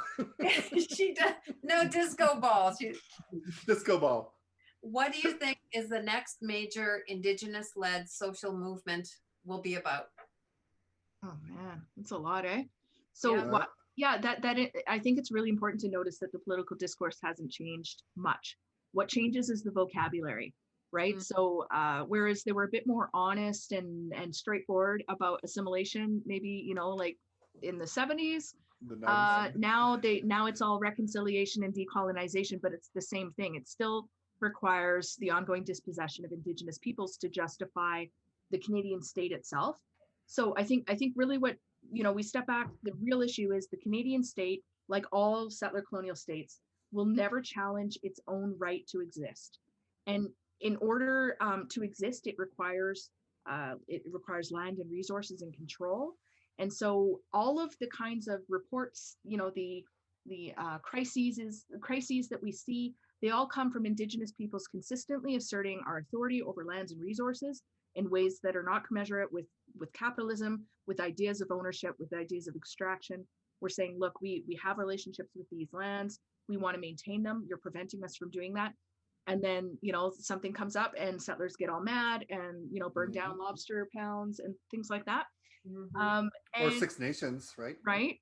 Yeah. And so, it's not that we've changed. Our message has stayed the same, but the way that governments want to, Paul, you had said earlier, like domesticate us, is they like to study things. They like to come up with vocabulary to insist that they're doing something. You know, they have this nice report with all the facts and information, gets filed away, super dusty, and nothing's ever implemented, because implementation is sort of a thing that needs to last beyond the political lifespan of any one given party, right? You know, the RCAP was a 20-year commitment, and very little, I think maybe two of the 444 recommendations were actually implemented, and we see this again and again. So what's missing to implement change? Implementing change, doing the friggin' thing instead of saying you're doing the thing. Like Trudeau with his, we're going to implement every call to action of the TRC. Like, I'm sorry, but we all laughed when you said that because it was ridiculous. Zero. You know? So what's missing is Canada has to be open to not existing. I know that sounds scary and radical, but Bub, you've only been here 153 years. You're not that special. Maybe we could do something else that would be better for all of us. And that leads me to, if I had a crystal ball, what could we do? I think, okay, so land back is really big right now. Let's have a leave us alone movement where we're just like, you let Indigenous peoples just do our own thing without constantly coming in and telling us how to do it, or monitoring us, criminalizing us, you know, flowing funds to the good Indians and taking it away from the bad Indians. Gaslighting. Back alone. Yeah. Yeah. Yeah. Yeah. Absolutely. So hashtag, what is it? Hashtag leave me alone. Yeah. I like that. I'm sure Leave there's us alone. I think I like Tracy's awas. Hashtag Awas. go away. And plural would be awastic. Go away. Awastic. Ah, I like Go that. ways, you.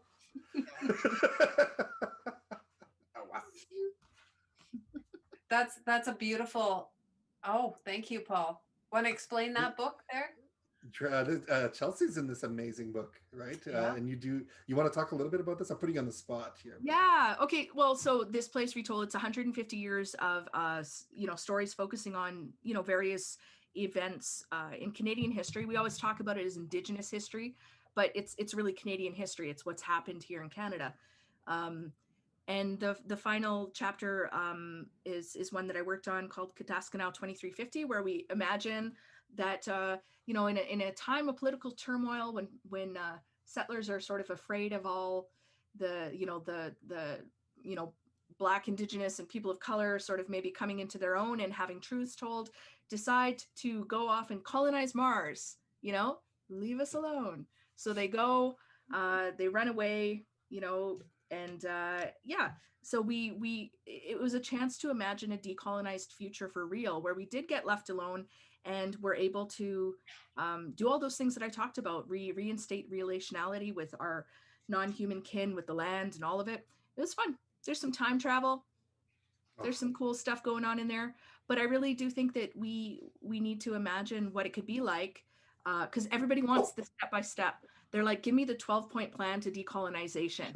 Like I AA. want to talk about what it could look like, and then we'll figure out how to get there. Let's Star Trek it. Let's just go ahead a couple centuries. We don't explain how this, you know, paradise came into place and why we have all this technology. Like, let us do that work, and then we can figure out how to get there. Nice. Yeah. I love Yeah, that. so go get this book and read it.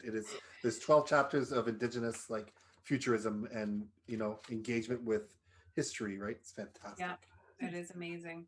Mhm. Thanks for mentioning that, I Paul. feel like That's you've come into this lesson and you've thrown some things at people at home that are going to be a real, it's going to be a real time for everybody to process some of the things that you've said. And I think this is what I love about these discussions, is a lot of what people are going to hear is not going to be easy, and it's not going to sit necessarily that well with them, because it goes against you know, potentially a life of thinking about their country in a certain light. Yeah. So this is, as an audience member here to these conversations, these are the kinds of things that I think are just what is making these discussions so powerful, is hearing from you and hearing, you know, from everyone that we've spoken to about ideas of change, and just how much that challenges Canadian settler ideologies about their sense of national pride, their sense of national identity, and what they can do. And I think a lot of people are sort of looking for that easy way out, saying, well, like, can't I just donate to something, or can't I just show up and help in some way? And it's like, you've really shown that sometimes the solution, what people are hoping they can work towards, A, might not involve them, and B, might push back on a lot of ideas of comfort that have been established among settler Canadians. So it's really, I mean, it's just so, thank you for being here and thank you for sharing that. We're not shutting down the discussion right now. I'm just saying that, you know, for the people at home, I just had to kind of like land some of this a bit, because I know there's people at home that are really probably that it's there, it's some words to be heard. And it's you know, this is unsettling. Love about these discussions. I just had to sort of Well, to be fair, when we talked to Chelsea and she's like, well, maybe I shouldn't say that. And I'm like, whoa, this is the place to say those things, you know. We love the salt, give us the saltiness. And I just use that term because someone used it on me. At home supposed to really change, how are people supposed to change their outlook if they're never challenged in ways that really push people out of their comfort zone? Yeah. I think that's where this kind of the shift in settler like mindset is really coming from, being pushed into a very uncomfortable place where your comfort zone is being challenged in terms of what you think is right or wrong, or what you think your sense of your the idea of your country is. It's I think this is so fundamental in helping to adjust people's reactions to change. And you know, so of course I think, you know, go for it. Gee, Tracy, I think we got to go to the humility thing now. All that smoke, now we got to. Yes, we kind of do. So we'll get to the last question here. We're finally doing our regular timeline. This is from Megan, and she says, social media video describes how hard it is to have social accountability on online forums. As a part Cree person, I sometimes wonder about how best to embody the Nehiyaw or Cree value of tape tiimisoin, humility, when institutions like academia or social media and capitalism that don't value humility and even discourage or punish it. Yeah, that's really real. You know, that I think it goes it culturally, it really goes against a lot of teachings to do the things that are expected for you to be successful, right? And you're supposed to always sort of highlight your achievements and talk about how great you are and all the good, you know, all of this stuff. And for particularly Indigenous peoples, I think that is so deeply uncomfortable. We literally have teachings about elder brother and things like that, where when they're not humble, bad things happen. So humility is super important in our cultures, just to keep like social cohesion in place. It's not about being humiliated or set low. It's just not about puffing yourself up and thinking you're sort of above it. And if you cannot play that game where you do puff yourself up, you don't get ahead in the academy, you don't get ahead in the business world, you just don't get ahead. So how do you even deal with that, right? Yeah. And I think some Indigenous communities in other settler colonial states have come up with some interesting ideas that I'd like to see more widespread, where, for example, for a job interview, instead of you going in there and talking about how great you are and how wonderful you are at problem solving and something, you have people who know you from community who come in and answer those questions with real life examples of what you've done. So you don't have to sit there and either say nothing and they assume that you've never accomplished anything and you're not qualified, or you're put in that terrible position of sort of puffing yourself up and knowing that maybe that's going to lead to bad things coming at you, right? Mm-hmm. You know, it's really funny, Chelsea. I love this because we forgot to speak of your credentials at the top of the program. We did? We forgot. We're not going to do it now. It's too late. I know. Well, I would have. I just didn't. Would you do? Here's a prime example. We have strategies to avoid it. Yeah. I didn't want to bring it up. Because honestly, for me, what's most important about who I am is where I'm from, because now you know who to go to if I piss you off.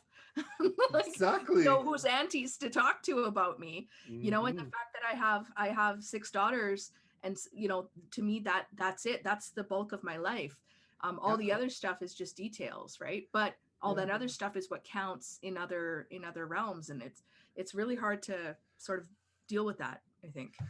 And it's funny because it reflects our institution too, the Faculty of Native Studies, because we're trying to fight for our lives as well, right? In an austerity world, right? Which the first thing that gets cut out is BIPOC, you know, bang, out. Yeah. And EDID, right? So equity, diversity, inclusion, and decolonization.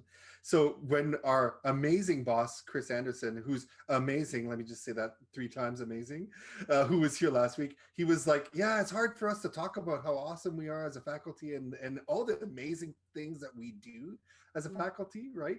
And he goes, but that's why we have cousins, because our cousins can brag about us, right? And I thought that was so amazing. I was like, yes, that's why we have each other to lift each other up, so that we can still make an impact and almost like translate this to a non-Indigenous audience, and not accrue the shit that happens when you're not humble, right?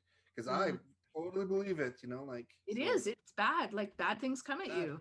Yeah. Here's a question that I have about the concept of humility, and it's something that I sort of struggle with all the time, because I think I grew up like an incredibly socially anxious person. I grew up a closeted gay person. I grew up as someone who was constantly kind of either bullied or badgered or pushed to the side because I wasn't the popular kid or whatever. From my own experience, I try as best I can to be as humble as I possibly can. But I think when you have, as we've been discussing with marginalized communities, when you have gone through a process, and I'm a white settler, so this is in the context of everything that we have discussed. But at the same time, I feel like if you don't gain a sense of pride or power in what you've done, how do you ever get your voice heard, or how do you get to a position where people trust your voice or look to your voice for a sense of authority? And I always try as best I can to try and ride that fine line where you are in an industry filled with people who, particularly in entertainment, love telling you what they've done. That is their whole thing. Most people in entertainment only have that. It's all smoke and mirrors. But it's this particular conversation has been so, for me, as someone who really doesn't care about the fame side of things, who really got into this because I like performing, because I like making things, because I like the sense of community, of like building something from scratch and putting it out there. Yes, there is a lot of things that can be distracting and ego-based, but at the end of the day, it's a struggle to try and find that balance between owning the fact that you have overcome obstacles and that you should be trusted and that you should be put in a position of authority where people listen to you, and perceiving your own experience as being as lacking in humility. So where does that line, I mean, it's a much larger conversation, I'm sure, but in the context of this conversation, and for many people at home who might have a similar sort of question about humility, where does the line lay in terms of being prideful of your accomplishments, owning them in a way that is, accepting your power, and then, obviously that bleeding into you not being a humble person? Wow. Well, Tracy, you were talking about Walter Lightning's thesis. Do you have that clip or that segment? It was written, but I'll just put it into my own words. So, and it was about humility. And when you're writing your PhD thesis, what has always been pushed at us in academia as a conventional thesis is you are the authority in this topic. So you write down, you don't put I in there, you don't put me, you definitely don't put personal reflections in it. And so it's always about you. And so you're trained to write this way from your authoritative voice. It really didn't sit well with me. It was really hard to work with. And then I found Walter Lightning's thesis, his MA thesis, and he talked about humility in it.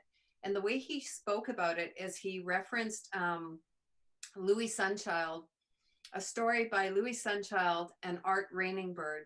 So Art Rainingbird was this really highly respected elder. He had been a Scapio, a helper, and then a knowledge keeper. He had done all these ceremonies. And so his communities that he worked within absolutely loved him and respected his voice to the highest.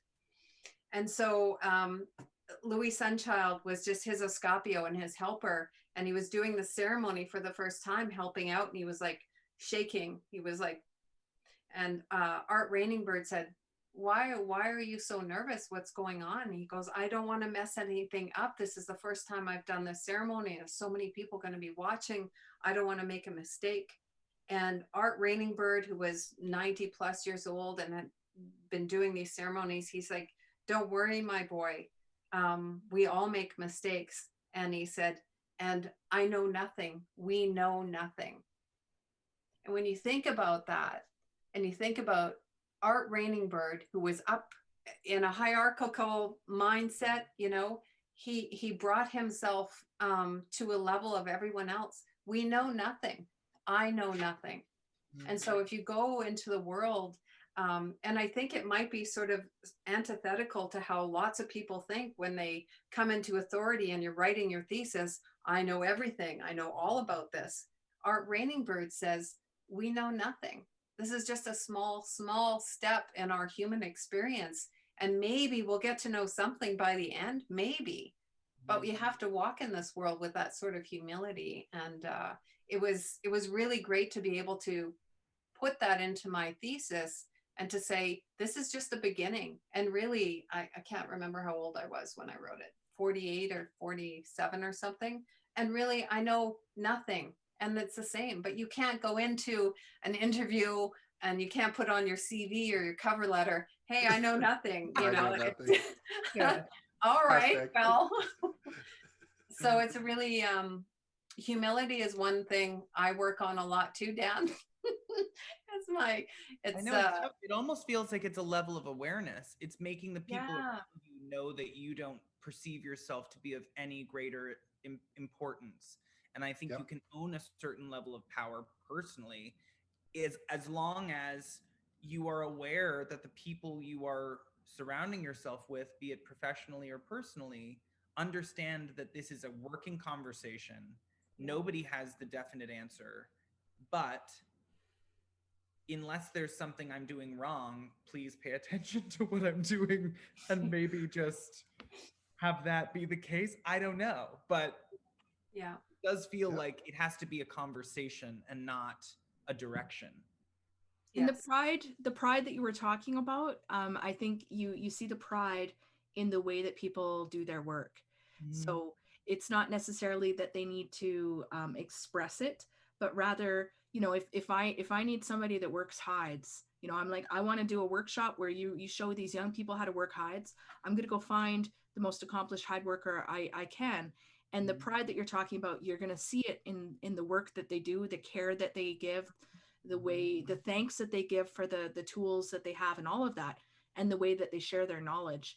And to me, that sharing of knowledge and talent and work is where you can take the pride by doing the thing, and the humility is in not sort of placing yourself above anybody.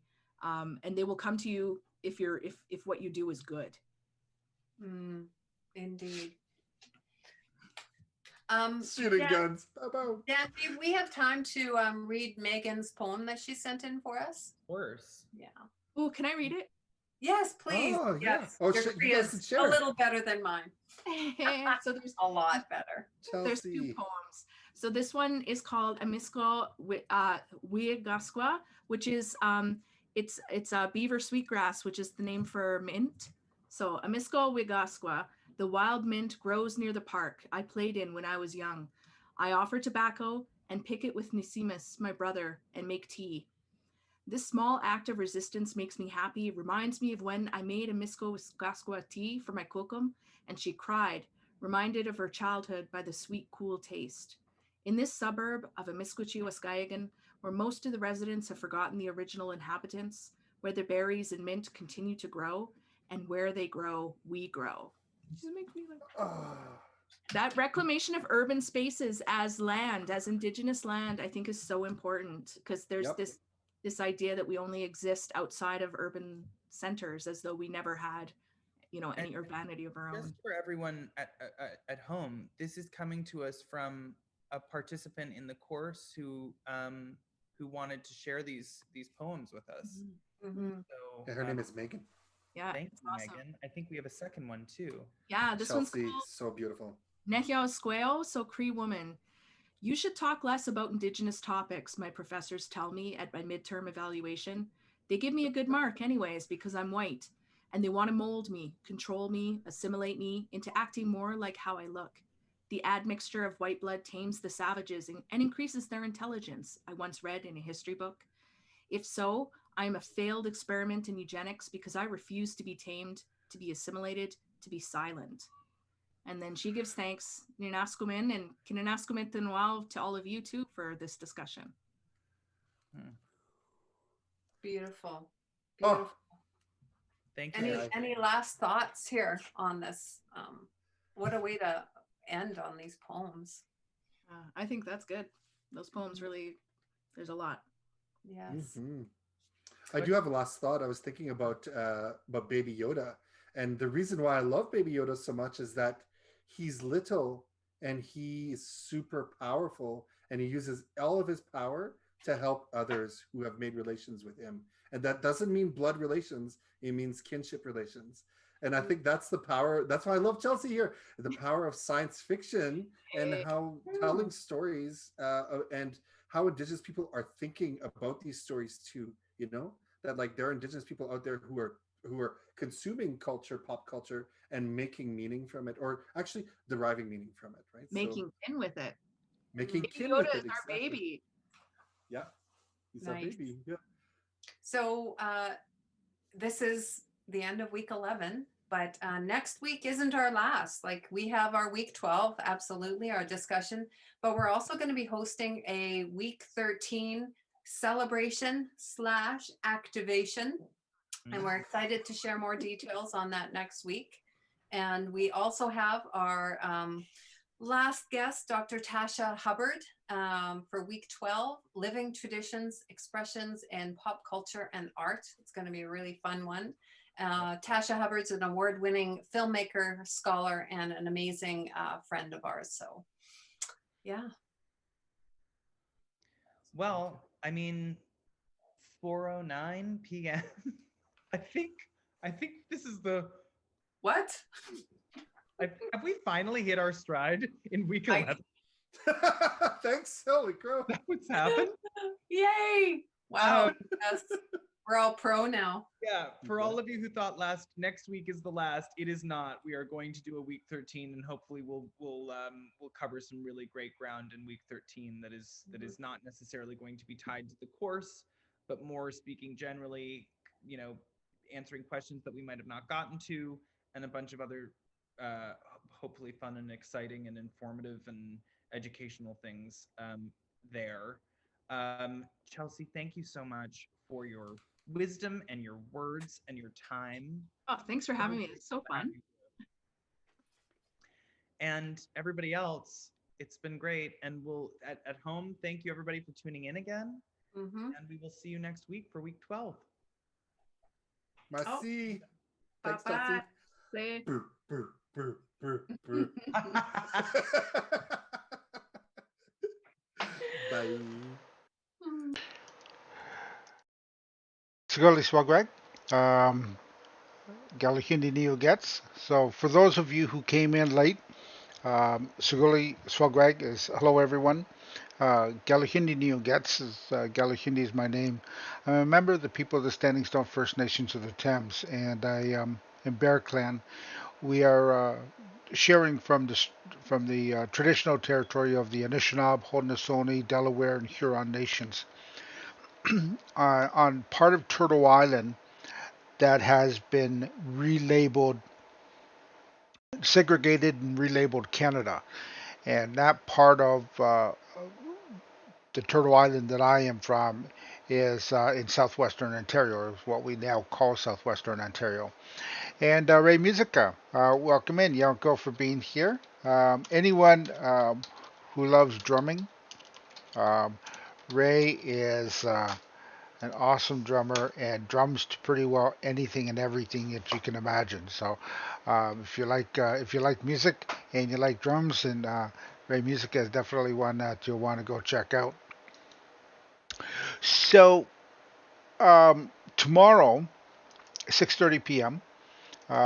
We are going to have. I've already registered for the Zoom meeting. Um, we're going to have an open discussion on this module, part 11, or the 11th module of this course.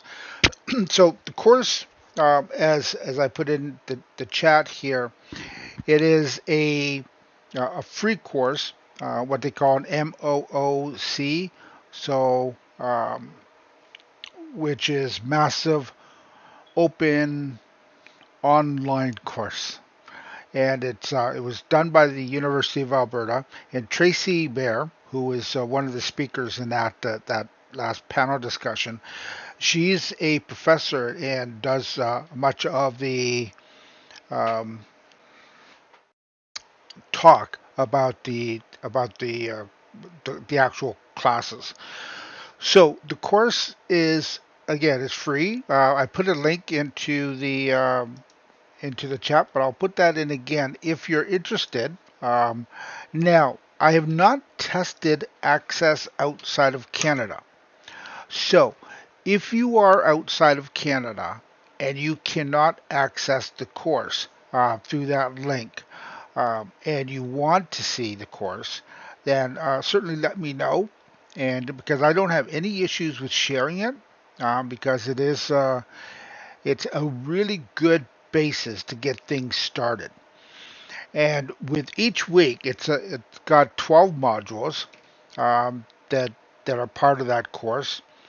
Uh, uh, Veronica, Ani, Sigoli, uh, I appreciate you being here, Yonko, for that. Miigwech. And Chipper Doodle.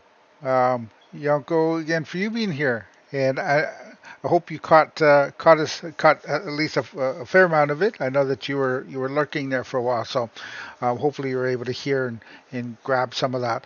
So anyway, tomorrow is going to be the course, as I was describing, is from the called Indigenous Canada. It's a 12 modules in it, and they're video modules where you can listen to one of the either Tracy Bear, who's the professor, or one of her assistants uh, kind of go over the course and tell you about the history in different aspects from an Indigenous perspective on Canadian history. So, if you cannot access it, I will share it if there's any interest in that to be. And what I'll do is I'll start it from week one if that's the case. Um, and so tomorrow um, we're going to have a live discussion about the this channel, or this week's module, which was current movements, and that was movements in the community, movements through resistance, and movements through social media. So it was broken down into three different categories, and I think they each had their own little spark of awareness and education, which I really appreciated. The course itself, I will be quite frank, I love the course. I took it about a year ago, and I really enjoyed it. I believe there could have been more, and I think that's a big part of why they decided to do these discussions. Was that people had so many questions after taking the course. It didn't answer everything, but it did spark discussion. And so that's essentially a good starting point, is to at least get to a point where people can have open conversations about the various subjects that are covered in the Indigenous Canada course. And that's what we're going to be doing tomorrow, is discussing some of those aspects of this week's module. So, what I like to do at the end of each of my streams is I like to share a rendition of a project called the Peaceful Warrior. Now, for any of you who are new here, who don't know what I'm talking about, I'll give you a little synopsis in the chat. So to date, there have been 13 different Twitch streamers who've taken on the challenge of creating a musical presentation or a performance of a poem that I wrote back in 2003. So I always like to share one of those versions as I end the stream, because I think that ultimately the idea behind the Peaceful Warrior is that we can all be peaceful, we can all be warriors, and we all are warriors to some point, for something that we stand up for. And I think that that's kind of what unites us all, is that we all find a common purpose or a common goal that we want to make a change for or make better, whatever that happens to be for some of us. Some of us, it can be domestic violence, it can be child abuse, it could be um, child hunger, um, missing and murdered Indigenous women epidemic, homelessness, um, environmental issues. So there's a cause that each and every one of us can have a passion about, and that we can ultimately stand up and do something that's productive and helping add to that movement, which ultimately is really perfect for the stream that we just did tonight. So I'm going to play one of those renditions. Now, while I'm playing that, what I'm going to ask is, if there's anyone you have in mind that you would like us to raid, throw it in the chat, and then we'll see who's live, and then we'll raid out after this. So the version I'm going to play is kind of a folk style version, done by a streamer named Sherry Smith Music. So I'm going to get my face off the screen here so that you can see it, and I will look for your suggestions, and then I will set up the raid for us.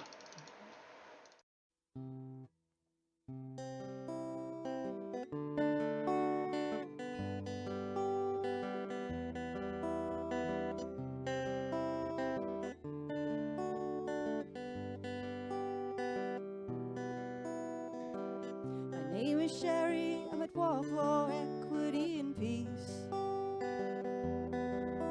All these census attacks I see must halt, the system cease. So what I'm doing here, what I really want to say is the world has got to change its unforgiving way.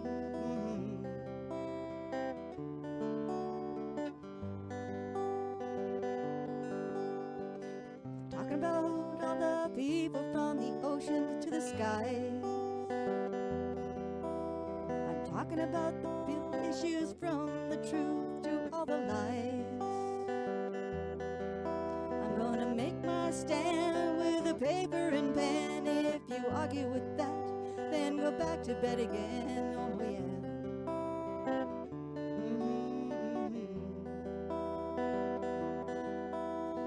Let's keep passing our knowledge and information, so we can improve this planet through truth and education. Somebody's gotta make the people aware. Someone's gotta make everybody care. So pass on my message if you dare.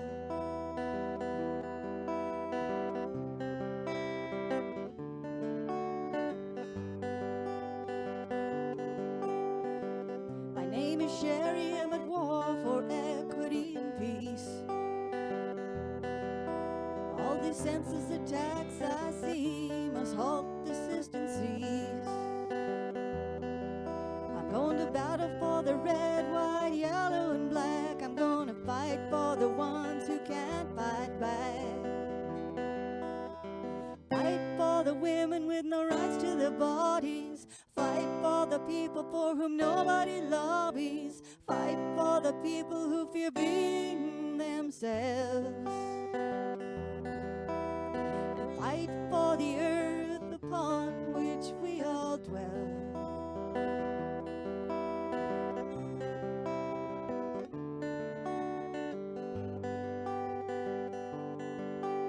There's more power in one man's voice than all the weapons of military choice. So with my voice and yours, we can shout out loud. We belong to the human race, and we are proud. You don't have to be a master of science to see we need a worldwide alliance. We've seen how the world can be devastated through actions of men with minds of hatred, oh yeah.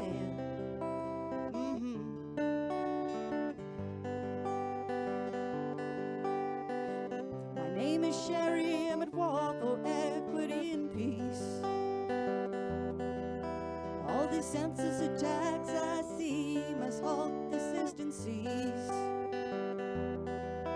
So what I'm doing here, what I really want to say is the world has got to change its unforgiving ways. I won't be able to move this world all alone. So please help me make this earth a better home.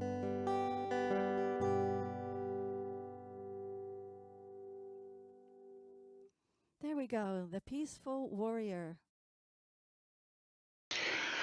And Sigoli, so that was Sherry Smith Music. And if you have not followed Sherry Smith Music, definitely hit that link that I posted in the chat and give her a follow.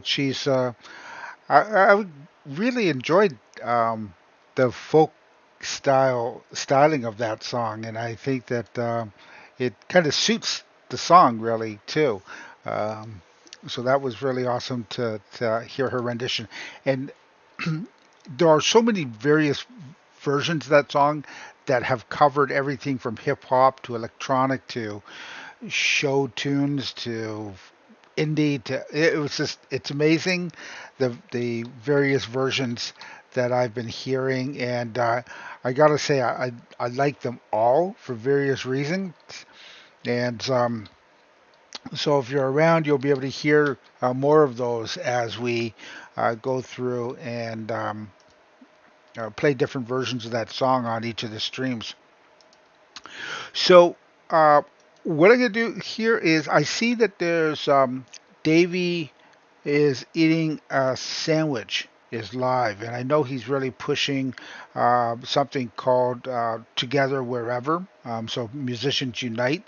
So it looks like he's really starting to put together a charity stream. Most likely part of I don't know if it's part of Catterday, but there's a number of streamers that do these types of streams where they're really pulling people together to raise funds for different causes.